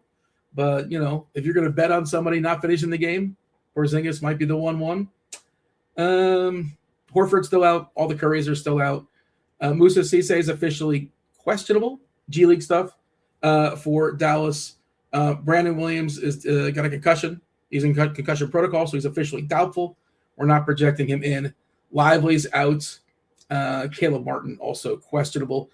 I guess you want to talk about Cooper Flagg, and my only hesitation is like the minutes on him, just because they're not trying to win. Maybe they want to get him Rookie of the Year, which I think he got passed by Knipple. We did see a bunch of minutes out of him last game, but that was an overtime game. I think it was 41. Yeah, I made 33 before that. So I guess the minutes are not an issue. Dallas chopped there they're in the 6 hole, right ahead of Memphis, right behind Utah. So they still want to lose. They should want to lose. But, and the Warriors aren't great, so they can accidentally win this one. Talking about Dallas and Golden State. Yeah, you seem to think Cooper Flagg is not the front runner for Rookie of the Year right now. You seem to think it's the big Areola, but I'm going to say Cooper Flagg is probably right there. I think Cooper Flagg has just as good of a chance as anybody. I'm not worried about the minutes. Price tag's a little better on DraftKings than it is on FanDuel, but that's okay because the guy's coming off 41 minutes last game against the Clippers. I think he's like even if they have to put him out there with trash to lose games, he's going to be the one that gets minutes because they're trying to showcase him. And I like Cooper Flagg a lot. He's a good price tag, great player, great matchup.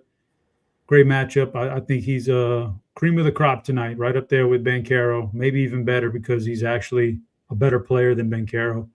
So he's the one guy. I mean, now, he's going to be, but you're saying right now he's a better player? I think he's going to be for sure. Well, okay, what are we talking about? Real life? Yeah. You say he's a better player. You mean fantasy? He's definitely real life better player. At 19? I think right now. Like he's a good defender, man. Yeah, I don't know, man. Banchero's not a great defender. No, he's not at all. Yeah. That's one of his downfalls. Like Cooper Flagg does it all, man. So I think he might be better right now. Certainly by this time next year, he'll definitely be the better player of the two. But just for DFS tonight, I think they're right there, 1A and 1B. Like him a lot. You could play Gafford too against this Golden State team. It says something when Dallas is trying to lose and Golden State's trying to win, and the spread's only 1.5. That says a lot right there. So. I like a couple pieces on Dallas. I like a couple pieces on Golden State. Porzingis revenge. I believe it because unlike some of the stops where he went, boy, he did not like Dallas at all. They ran him out of there. He was not happy with his time there. I could definitely see him wanting to get some revenge. The Anthony Melton's going to play a lot of minutes. Could see that. Dean, I hate to say this name, but as much as I don't want to say Gary Payton, because I don't want to say it, but when are we going to get a price jump on him to where we don't have to mention him no more? I hate to say this, but he's at 4,600 tonight on DK. He was at 2 games ago. He scored 35 fantasy points. He was at 5K. So you're telling me he put up a 35 spot and then a 25 spot, and we dropped him $400? He still has to be in the conversation, even though I don't want him to be because he's been playing really well lately with all these injuries and stuff. So once they put him up over 5K, it's a non-conversation. But right now, he's still in the mix. Draymond's the one I don't want any piece of. There's nothing there for Draymond left. So I think Payton's in the mix. Melton, solid. Porzingis, I think, for upside tonight in GPPs. Podziemski, if you really want to. And then the Cooper Flagg, Daniel Gafford connection on the run back. Some good pieces to this game. I was trying to see if there's anything really weird about Peyton's spike, right? Because he's been good in his last 5 or 6 games, not horrendous, right? He wouldn't have killed your lineup in any of those games, 24, 35, 30, 40, 23, 33, as far as fantasy points per game. It feels like he's taking a few more shots. So his usage is around 20, 23%, depending on. He's a good steals guy. Most of those games, he had multiple steals. But that's kind of how he gets there, right? And he's capable of hitting a 3, but that's not necessarily his game either. But I said the same thing when I saw Peyton hitting some lineups earlier today. And I don't want to play Gary Payton. I don't think he's projecting as well now, just because some players, Kellis has jumped in front of him. Shed has jumped in front of him as far as salary savers. So I don't know if we'll have to go there, but it is worth, like you said, worth pointing that out. By the way, Frankie in chat says you're wildin'. Banchero is nasty. So take that. I mean, Banchero has good offensive game. I think in the right position. He does. Banchero's he's a really good facilitator. Good offensive game. Not a good defender. And when he starts to fall in love with his own jump shots, not as good. But Cooper Flagg is just everything. Rebounding, facilitating. Cooper Flagg almost. You had Cooper Flagg and the big areola, Con Knipple. I don't know if you. I know. Yeah. By the way, I didn't want to you, but the sports books have Knipple at -225, -220 here. So that's fine. I'm okay with Cooper Flagg eating him up in the last section of the season. But even with Con there at Duke, Cooper Flagg was good enough to play a lot of point guard for Duke. Like he's a good facilitator, rebounder, scorer, efficient scorer, really underrated defender. Oh, man. I like Banchero. Don't get me wrong. I wish he would have fallen to the Rockets at 3 in that draft, but Flagg's the better player by far. Well, the other thing with Banchero versus Flagg, Banchero's 4 years older than him, which is just wild. He's just 23. And what's even wilder there is Banchero came out after his freshman year. It's not like he lurked at Duke forever. He came out 1 year after high school, after his freshman year. It's just that Cooper Flagg went into college so young, skipped his whole senior year. So he's just on a different level, man. Chop, I'm going to need your plums. Crunch time. Okay. They're coming here. At least give me dinner first, man. Yeah. Yes. I was going to do that too, but I edited myself. But yeah. Who's breaking the slate? Who are you feeling the plums tonight? You've had some takes throughout the show, but I'm curious to see who you're going to give the top of the podium. I think there's some good players tonight. Like a lot of these guys. One guy stands out to me as playing really off the charts lately for a specific reason in must-win games moving forward. Give me Amin Thompson tonight against that Chicago front line. Amin Thompson. Did you say the Houston game was a must-win game? Is that what I heard? Well, yeah, you can't lose to Chicago and still try to maintain some. You're trying to. Okay. You're trying to wiggle your way into that third spot so you can avoid OKC in round 2, get a home court game in round 1. Yeah, you can't be losing games to Chicago if you're going to catch the Lakers. Yeah, Houston, Denver, Minnesota. It's all super tight, like a game between 4, 5, and 6. Speaking of, by the way, Jaylen Smith officially in. So I don't think you have to worry about Nick Richards now. He was somebody that had my eye on if we lost Jaylen Smith. Apparently he's good to go. And Coach Donovan said he's available to play 22 to 24 minutes. So I think that ruins kind of both of them for me, unless some really goofy stuff happens. The foul trouble, injury, yada, yada. All right, let's do it. We teased it. We talked about it. Crunch time. We have 2 of the OGs. It is Notorious. It is Beer. It's crunch time right now.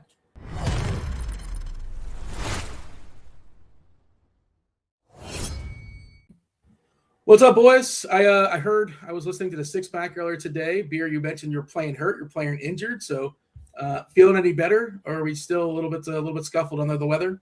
Yeah, we're still under the weather. You know how it is. Anyone with kids knows your kid comes home from school with something, and you have a 50-50 shot. You may get it, you may not. So here we are. So didn't want to miss the show. So yeah, fighting something off, but we're ready to rock. Well, we're happy to see you. Noto, how are you feeling? 50-50 shots. Are you all right? Yeah, I'm feeling good, but 3 kids now, so I'm going to be sick plenty over the years. But yeah, not only 2 OG, 3 OGs. This is the old OG podcast right here. I'm an imposter. Yeah, that's right. It's a you guys got a reunion here. That foot and mouth I hear is not fun. The foot and mouth. Did anybody have the foot and mouth? Yep, we went through that. So. Yeah. Dean, I got a bone to pick with you. You told me UCF was going to win the tournament. I had faith. I put them in the middle spot, and here we are. I didn't say they're going to cover. They covered. What else do you want? If you get a team that covers, like that does it for me. That wasn't good enough for you? I was told they were going to win the whole thing. So, well, you were told by a liar. Somebody does not know what they're talking about. My apologies. Next year. Now, you're just going to be ahead of the field, far as I can tell. Is your number one team? Did you do a bracket? Are they still standing? We survived, I assume. Yes, at Iowa State winning. So Jefferson's injury hasn't caught up yet. Hopefully he's able to get back in there, but so far so good. Bracket's looking pretty good. And what's this? I'm seeing advice on throat lozenges from Chop. So in the chat, what's happening there? Can you help a brother out, Chop? I'll give you a sponsor. I do not have a sore throat, but I do like to pop these suckers every day. It's traditional medicines. You can get these at Target online if you need to. Throat coats, suits sore throats, lemon ginger echinacea. I don't know if you got that. These are really good. They're delicious to just munch on, but they do help if you do have a sore throat. You just pop them, every morning. Why not? It's better to me. What am I going to do? Original. I don't want a Werther's. I don't want a butterscotch. So these hit the spot right there. They're not all sugary and bad for your teeth like that. They're good.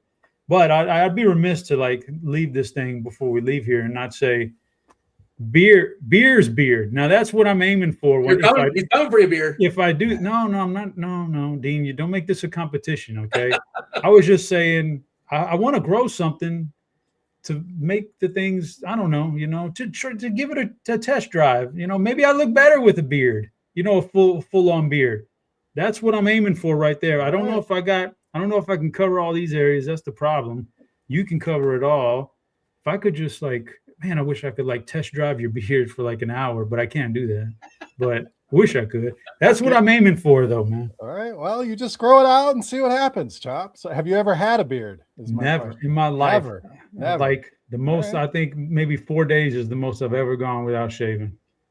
Well, you gave me the lozenge advice. I'll give you some beard advice. And man, the OGs are getting old. We're talking about lozenges and Werther's and you say old. I say just very, very well seasoned. What is the average age of Werther's original consumer? 60 or so? I feel like 60 plus for sure. Chop, do we salt and pepper? Do we know what color is it gonna be? Do we have any idea? Oh, there's definitely be a lot of gray in there. Definitely. Oh yeah, faux show.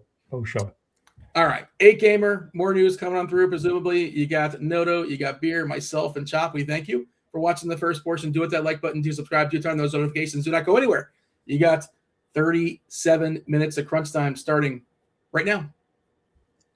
All right, what is up, everybody? What is up, chat? What's up, Steve, behind the scenes? I see TJ lurking in the chat as well. So what's going on, everybody? Happy Monday, if there is such a thing. We got baseball starting this week. March Madness is in full swing. Decent golf tournaments coming up. We got the Masters in a couple weeks, so a lot to look forward to. And with my main man, Beer, how we doing? Sorry you're under the weather a little bit. Yeah, it happens. So hoping the voice holds up here for this 35-ish minutes, but doing well, man. Like I said, a lot of sports going on right now. NBA kind of winding down, and then you get playoff NBA, which is a whole nother ball game. Baseball starting soon, so always a good time in the sports calendar, and a pretty decent slate here tonight. So some higher totals. We got value, so ready to win some money here on a Monday night. Yes, I am as well. And it's funny, I stopped writing. I used to write the grind down for baseball, and I just started hating baseball for a while, but now I stopped writing, and now it's one of my favorite sports to play. I'm going to be doing a little bit of baseball content this year, unlike the last couple. So excited for that. And we'll be doing these shows as well. So what are your general thoughts on tonight's NBA slate? We got 8 games on both FanDuel and DraftKings. The last 2 games aren't included on the main slates. Got some big injuries. Jaylen Johnson was just ruled out about an hour ago. A bunch of other guys are going to be out. So how are you attacking the slate? Any areas in particular that you love? Yeah, I mean, kind of a common theme, right? We get the teams that don't care. We get the teams that still have a lot to play for. So, I think there's definitely some games that we can target. There's plenty of value with all the guys either injured or sitting out. So, 2 of the environments really stand out, competitive wise, total wise. Miami and San Antonio, that total just keeps going up. That went up to 244.5. And then we have Golden State and Dallas at 231.5. Those are the games with the close spreads, the totals that are higher, a lot of double-digit totals as we'd expect this time of year. And the main story is injuries, and which value pieces are going to help us win some of that money out there. So lots of options here tonight. So like I said, pretty decent slate for a Monday night.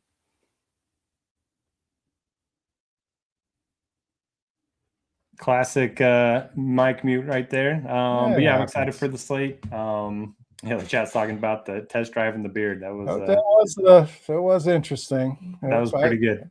I thought I'd leave that one alone, but I knew what he meant. Chat. Let's not go down that route.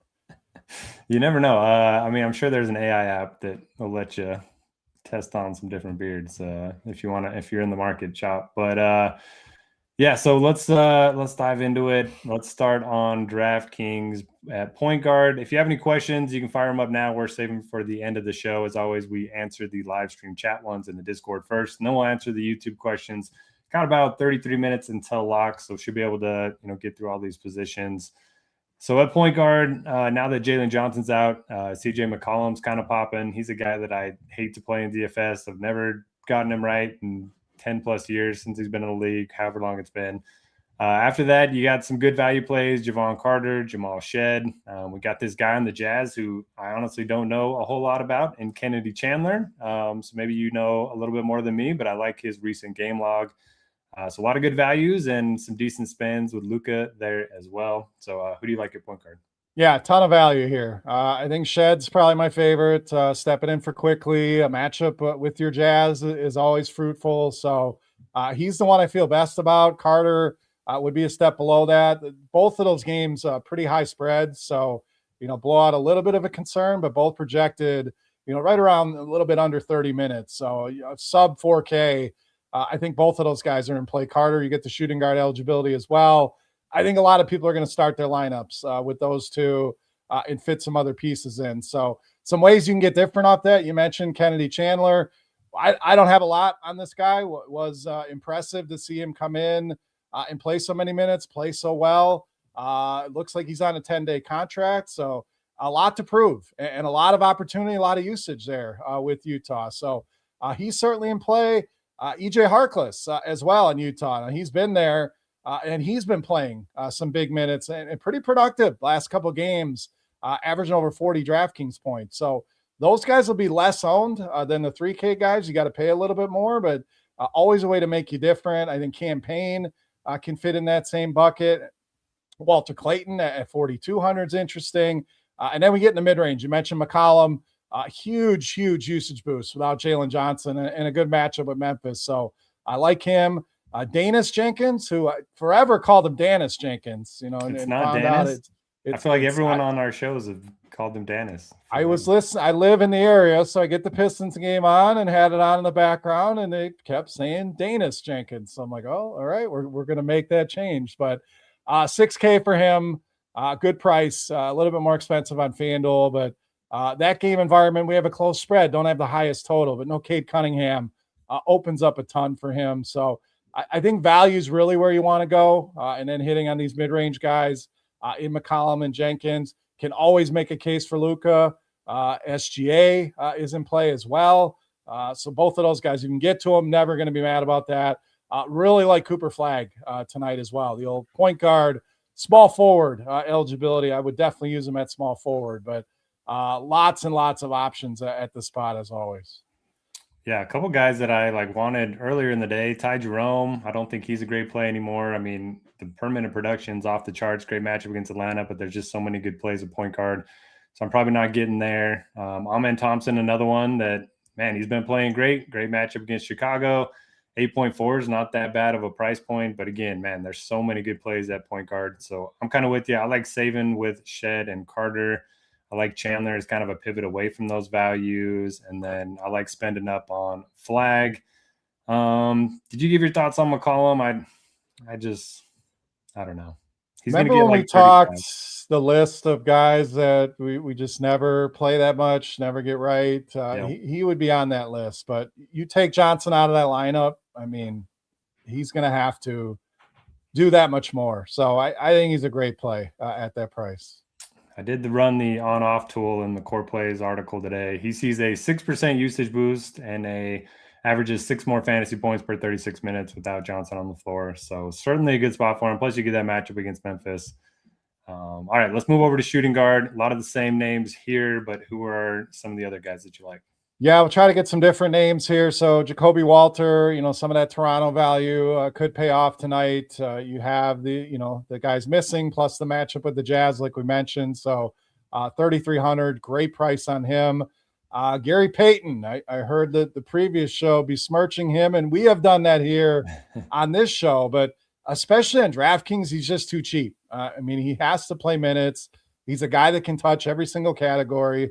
It's a matchup with Dallas. We mentioned that game being one of the higher totals with a closer spread. So 4,600 is just too cheap for everything that he can give you.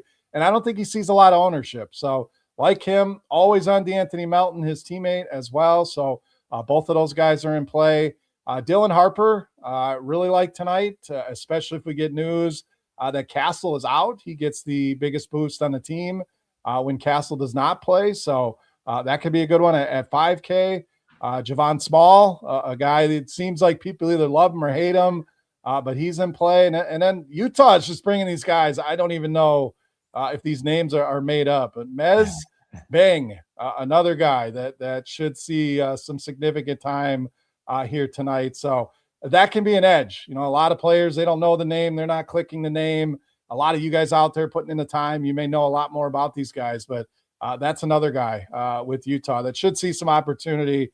5K on him, I think, is a decent value. And then your boy Sensabaugh, we talked about it the other day. Didn't play him. He went ham. So we'll see. But he gets a huge bump with all the injuries going on in Utah as well. Yeah, I was going to bring him up because my knock on him was that he wasn't he never plays 30 minutes. We talked about him on Friday. You brought him up, and he played 37 minutes against the Wolves, put up 52 fantasy points. It's one of those things where if they're losing by 10, I think he could get 33, 34 minutes. But if the game's close, they're probably going to yank him because they don't want to win. So I don't know. It's a tricky situation. The only guy that you didn't mention, I don't think anyway, Dyson Daniels at 7.2. Interesting pivot away from McCollum. I probably prefer him at much lower ownership. And then Jacoby Walter, 3,300 with no Quickly. Any interest in those guys? Yeah, Walter especially. Shooting guard, small forward on him. Cheap. Like I said, there's going to be plenty of Toronto value that you can go to tonight, and he is one of them. They should be able to coast and cruise against this Utah team. So spending on Toronto makes me a little bit nervous, but all these value pieces that have opened up, I think make a lot of sense in this spot.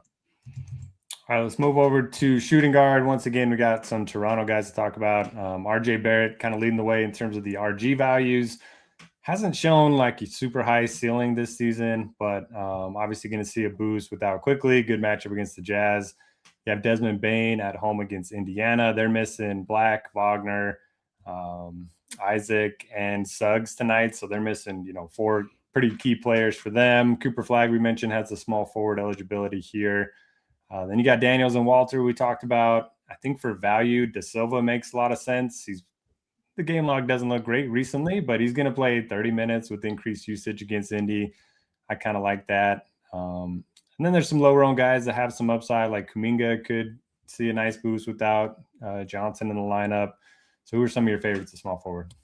I'll start with Da Silva. I do like him, and yes, it's frustrating and an up and down nature of his game, but good spot against Indiana. He has shown some good upside, so really like him. We mentioned Walter for value. I think Richeche could kind of re-enter the equation here for Atlanta and have to play more minutes without Johnson, so he could be a sneaky value play tonight. You mentioned Kuminga, a guy that they can lean on for some offense in that game. Some of these Spurs on the cheap. Devin Vassell is good to go and in the starting lineup. He's 5,200. Champagny at 4,700. So I think both of those solid options. And then Philly's missing a lot of firepower as well. So Justin Edwards, another guy that it can be frustrating, but he's going to have to play minutes. Like we have him projected for 29 tonight. Not a great matchup with OKC, but a huge boost in his usage numbers. And then again, Cooper Flagg, I would utilize him here at small forward rather than point guard if I am spending. But he's one of, if not my favorite plays on the slate tonight. A couple lineup notes. Looks like Beauchamp is starting for the Sixers. Probably not a guy that I'm going to get to just because there are so many good values on the slate. But 3.5K, if you want to look at him, don't hate it. And then Javon Carter starting for the Magic. I think, he was already a great play. And now that he's starting, an even better play. So let's go to power forward. You have Ben Carroll there. He's probably my favorite spend on the slate. Just should be able to fill up the stat sheet. It's a good matchup. They're missing a bunch of guys. Scotty Barnes, pretty much the same argument. They're missing quickly, and then they have a great matchup too against the Jazz. You have De Silva here. Those are probably my top three, and then it's kind of a pretty steep drop off after that. Draymond's projecting well, but he's not a guy that I play often. Bam feels a little overpriced. Kuminga and Porzingis are more large field tournament plays for me. So I'm kind of just looking at Banchero, Barnes, and De Silva, but anybody else that you like? Yeah, all three of those solid. We mentioned De Silva for value. I don't mind the spend on Banchero at 9,100. I prefer him over Scotty Barnes, even with the price difference here. And then I think there's some decent mid-range options. We mentioned Kuminga, Porzingis at 6K. In a good spot, another revenge game for him. Gigi Jackson, one of our favorites at 5,100 in the mid-range. Trendon Watford at 4,400, I think is a solid option. And Barlow starting. Those guys are risky, the Philly guys, but that'll play out in the ownership. I don't think a lot of people will have them. So they pop off even in a tough matchup. You're going to be happy to have them in your lineup. Muhammad Gee, I believe is how you pronounce that, should have to play more for Atlanta tonight. And your boy Ace Bailey's been playing well, but man, 7,100. We're starting to get a little thin on the price on him. So I want to play him, but it just feels like that price is kind of capped right now. Yeah, I had sticker shock on him and on Edgecombe. I mean, he's up to 8 something. He did have like 69 fantasy points the other night. So I don't love the matchup, but man, they're missing so many guys. I think Grimes is out as well. So large field stuff, maybe look at Edgecombe as well. Okay, let's move over to center. Some really good options here. I think it's going to be a 2-center night for me. You have Mamukish Bailey. I think I pronounced that correctly. 3,500, no Pirtle tonight. Great matchup against the Jazz. I think you just kind of play him as the free square. And then outside of that, you got Wembanyama in a pace-up matchup against the Heat. I like him quite a bit. Duran's probably my favorite tournament play on the board. We have projected for 11% ownership right now. Sees a massive fantasy point per minute boost without Cunningham and Stewart on the floor. Not too worried about a matchup against the Lakers. So he's probably my favorite tournament play. But Şengün's here. If you want to get different from the Magic, you can play, Wendell Carter Jr. Anybody else that you like at center? You nailed a lot of them. Old Mamu, I think, is a great value. We've hit on this matchup. Utah bottom 10 in points, rebounds, fantasy points allowed. So he's another guy up and down, but he has shown a pretty good ceiling. I mean, we've seen some games in the 30s and the 40s out of him this season. So really tough to beat that $3,500 price point. So he stands out. I think Gafford's interesting against a pretty undersized Golden State team. So I like him. I don't play a ton of Draymond. He can be put on that list as well, projecting well. So I get why people would put him in a lineup, but I haven't really gotten there. I don't mind the spend on Wemby either at 11K. So I'm with you. Pretty small pool tonight. Some of those guys in the mid-range I mentioned.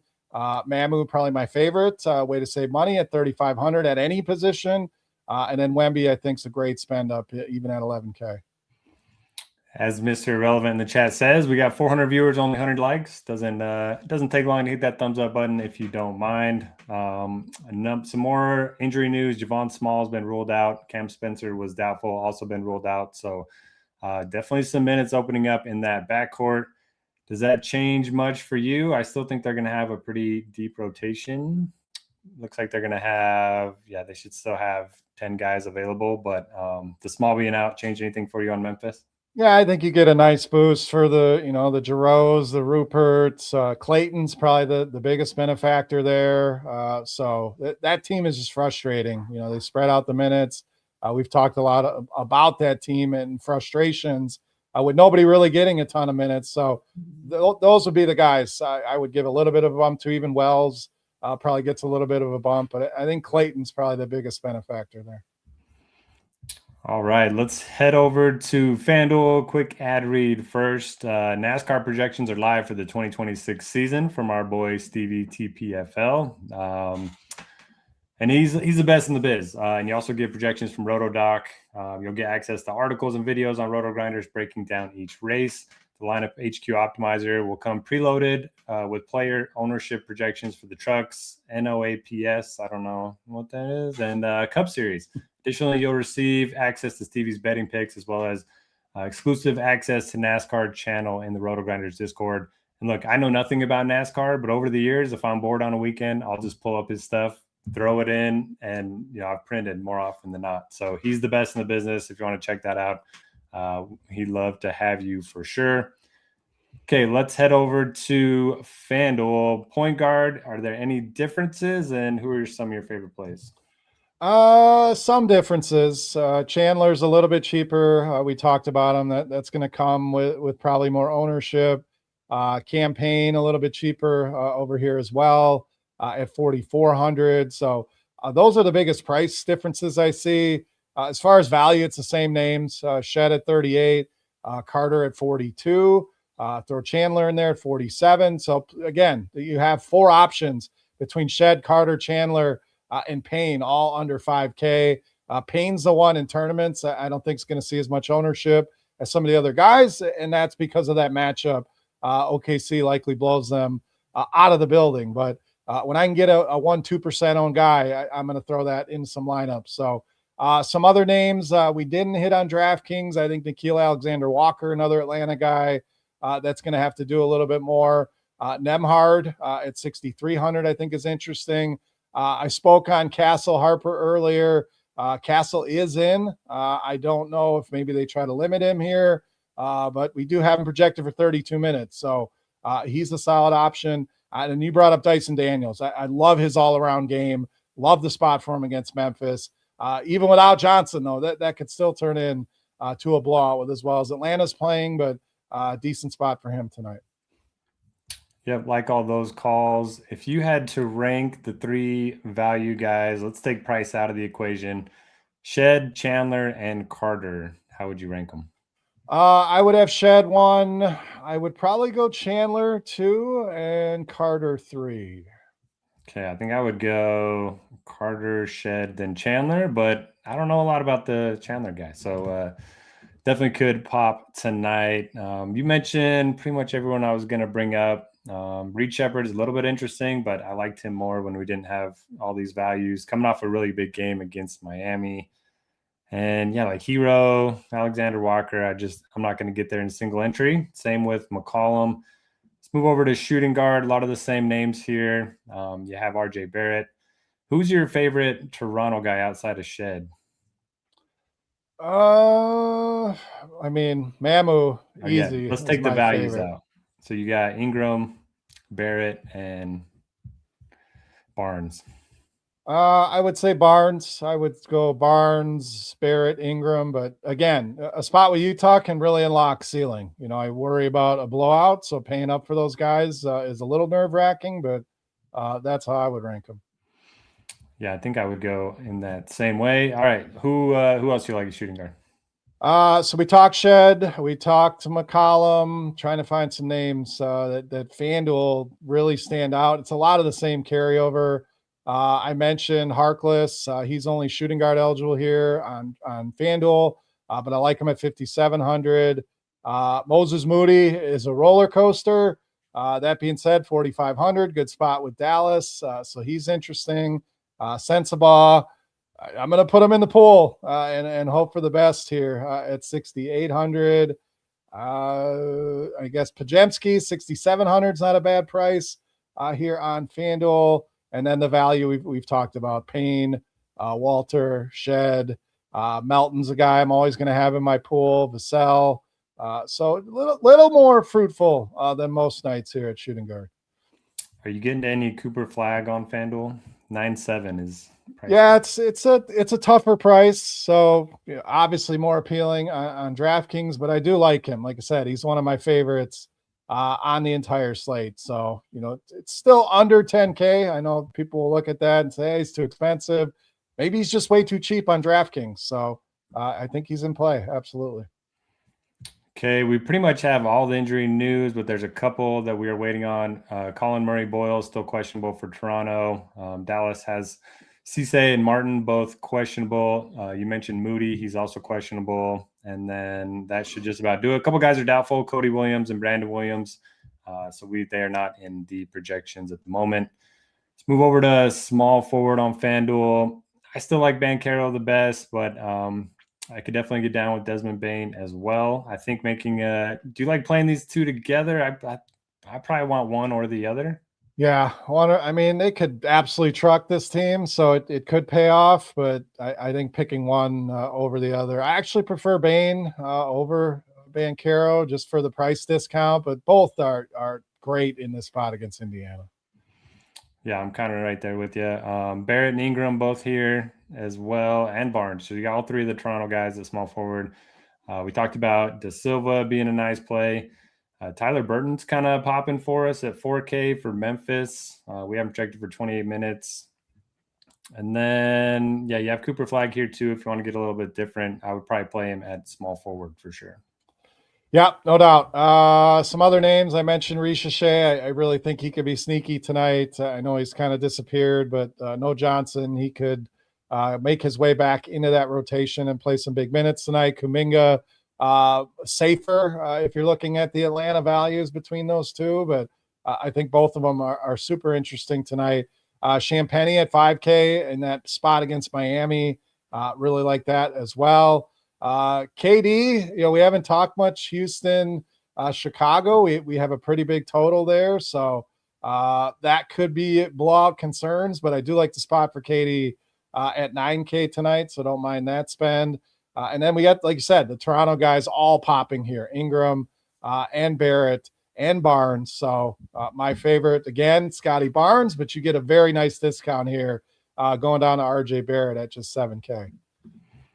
Okay, we got about 12 minutes left until lock. We got to cover power forward and center. While we do, fire up those questions. Again, hit them up in the live stream channel first. If not, throw them in the YouTube chat and we'll cover them. All right, we got Banchero here. Wemby's certainly interesting now that all the values opened up. He's typically a tougher guy to get to on FanDuel. Same goes for Jokic when he's on the slate, but I think it's pretty easy to fit Wemby in lineups tonight. You have Ingram and Barnes both here. We keep talking about De Silva as one of our favorite values as well.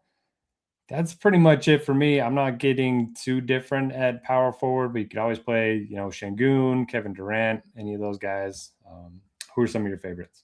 Yeah, it's a lot of value here. You mentioned De Silva, Ricochet I'm going to bring up again, Jake LaRavia in the starting lineup. So he's interesting at 3,800.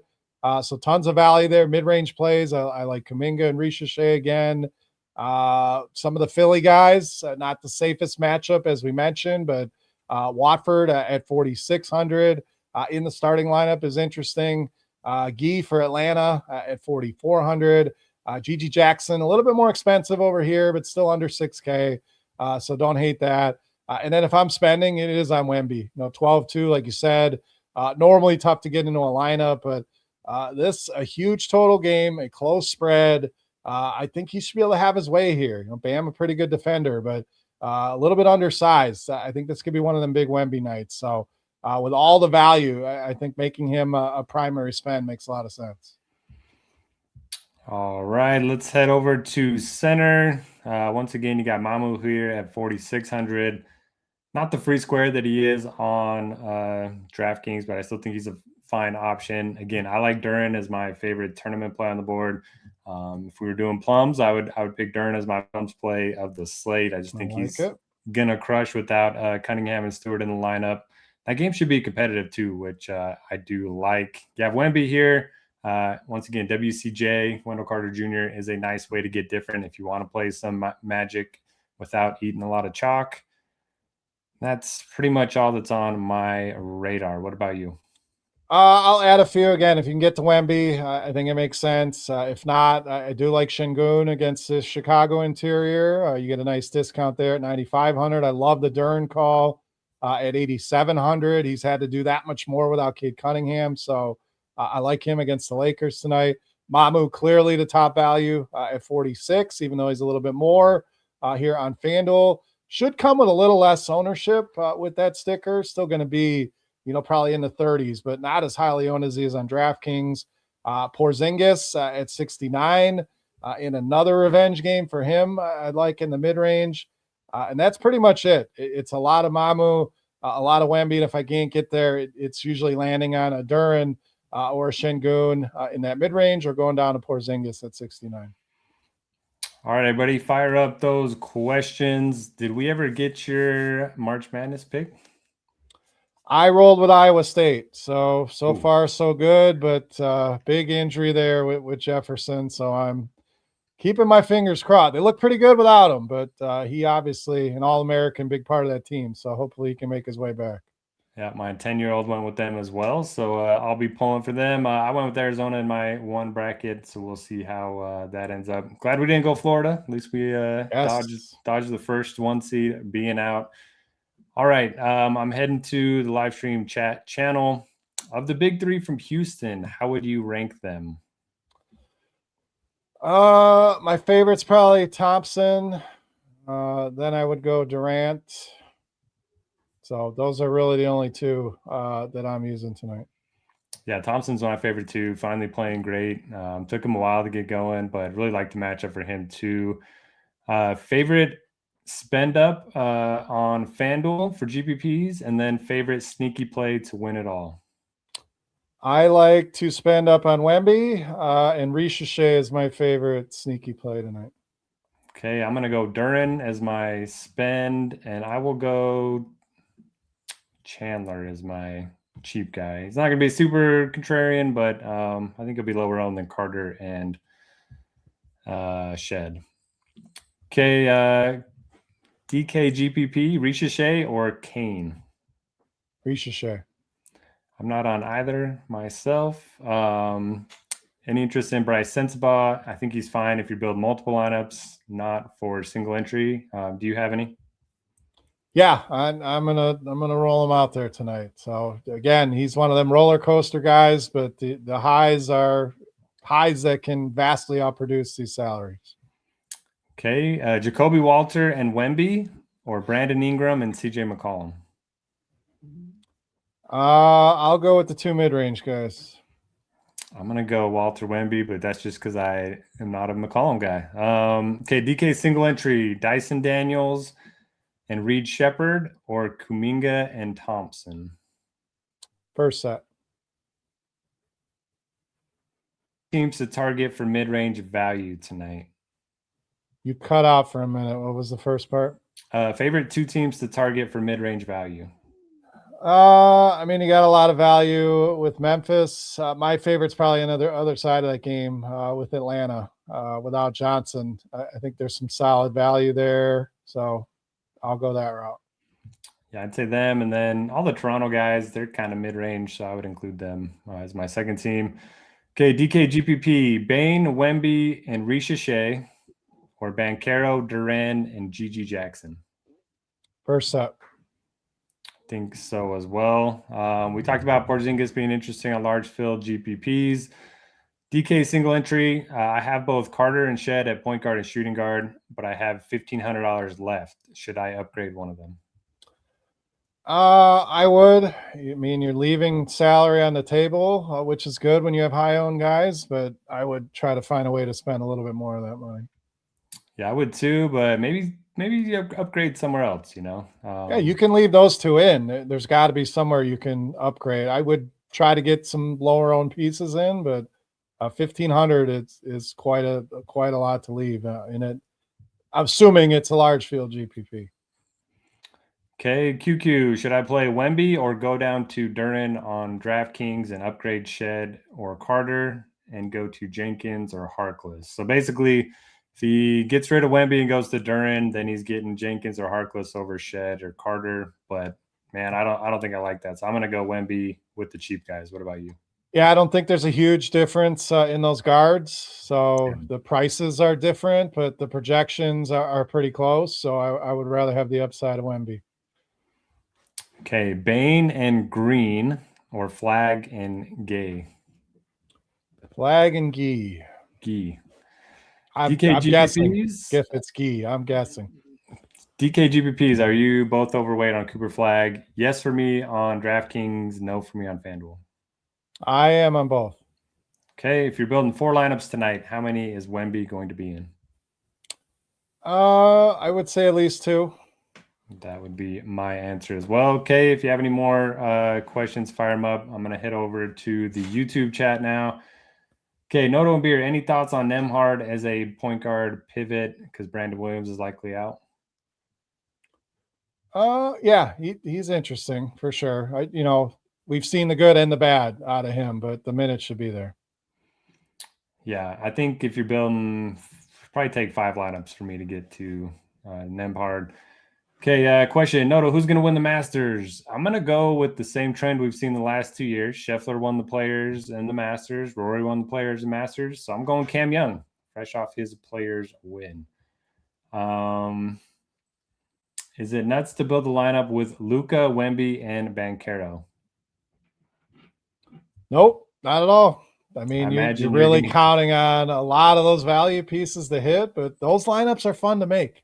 Have a little bit of fun. So I love it. It's probably going to have Carter, Shed, Jacoby. But, I mean, that's the issue is you're going to run into, a lot of ownership on similar value plays. Yeah. Flag and Jenkins. Danis Jenkins, I hear. Or McCollum and Barnes. First set. 2 of my favorites tonight. I agree. Okay, on FanDuel, Banchero and McCollum, or Barnes and Alexander Walker. Oh, that's a good one. I will go the first set. Okay, we got 3 minutes until lock. 5,500 left for a DK forward spot. Do you have a favorite there? I will say Kuminga. I like it. You ready? Okay, Guy or Ricochet? Oh man, two of those values. I'll go Ricochet. I think so as well. Thoughts on Najee Marshall? I don't think you need him, but do you have any? I do not. Okay, a lot of talk about baseball and the tournament. FanDuel Cash, Ricochet and Dyson Daniels, or Javon Carter and Bain? For cash, this second set's probably a little safer. I'm going to say second set, assuming you don't already have Banchero, is what I will say. Jenkins and Duran, or Walter and Wemby? Walter Wemby. I think so too, man. I love Duran, but with all these great values, it's like hard to play him because then you're eating a mid-range guy that projects the same as a 4K guy. Yeah, for sure. Okay, a couple more in the Discord. Banchero or Durant? I like Banchero. What say you? Banchero. Okay, McCollum or Shepard? That one's tough. I'll go McCollum. I think, yeah, he projects a lot better, but yeah, I'll still go McCollum. Okay, FanDuel Cash, Ricochet, and I think we just answered that in the YouTube one. We also answered that one. Okay, what if I go down to Duran and upgrade McCollum to KD or upgrade Mamu to PJ Washington? So I think back from Wemby to Duran, is it worth it to upgrade McCollum to KD? I don't like that upgrade. I would rather stick with Wemby. Yeah, I agree, but something just tells me Duran's going to outscore Wemby. It's just going to happen. All right, you heard it here first. But then McCollum outscore KD, so it won't even matter. Okay, QQ, thoughts on Beauchamp and large field GPPs? Again, he's starting tonight. Any interest there? I haven't gotten any. So, I mean, he's the guy that my Bucks drafted. So I have a soft spot and hope he do well. I just don't know how many minutes are going to be there, even with some of the injuries. So he's risky, but you want to get different. That's the way to do it. Just updated the projections. We only have him projected for 23 minutes, so not a guy I would look to, and he just locked anyway. So hopefully you don't have him, or hopefully if you do, he runs hot in those 23 minutes. All right, let's get out of here. Before we do, favorite baseball movie? That's a great question. I mean, I just watched Major League the other night. It was on, and I was stuck in that. So, but I will say Bull Durham is a classic. So. Yeah, so many good ones. I like Sandlot just because I love watching it with the kids. Yeah, they love it. So, all right, that will do it. Appreciate everyone for watching. The show wouldn't be the same without the chat. So appreciate you, Beer. You're the best. Love doing these shows with you. Good luck tonight, and we'll catch you back here tomorrow.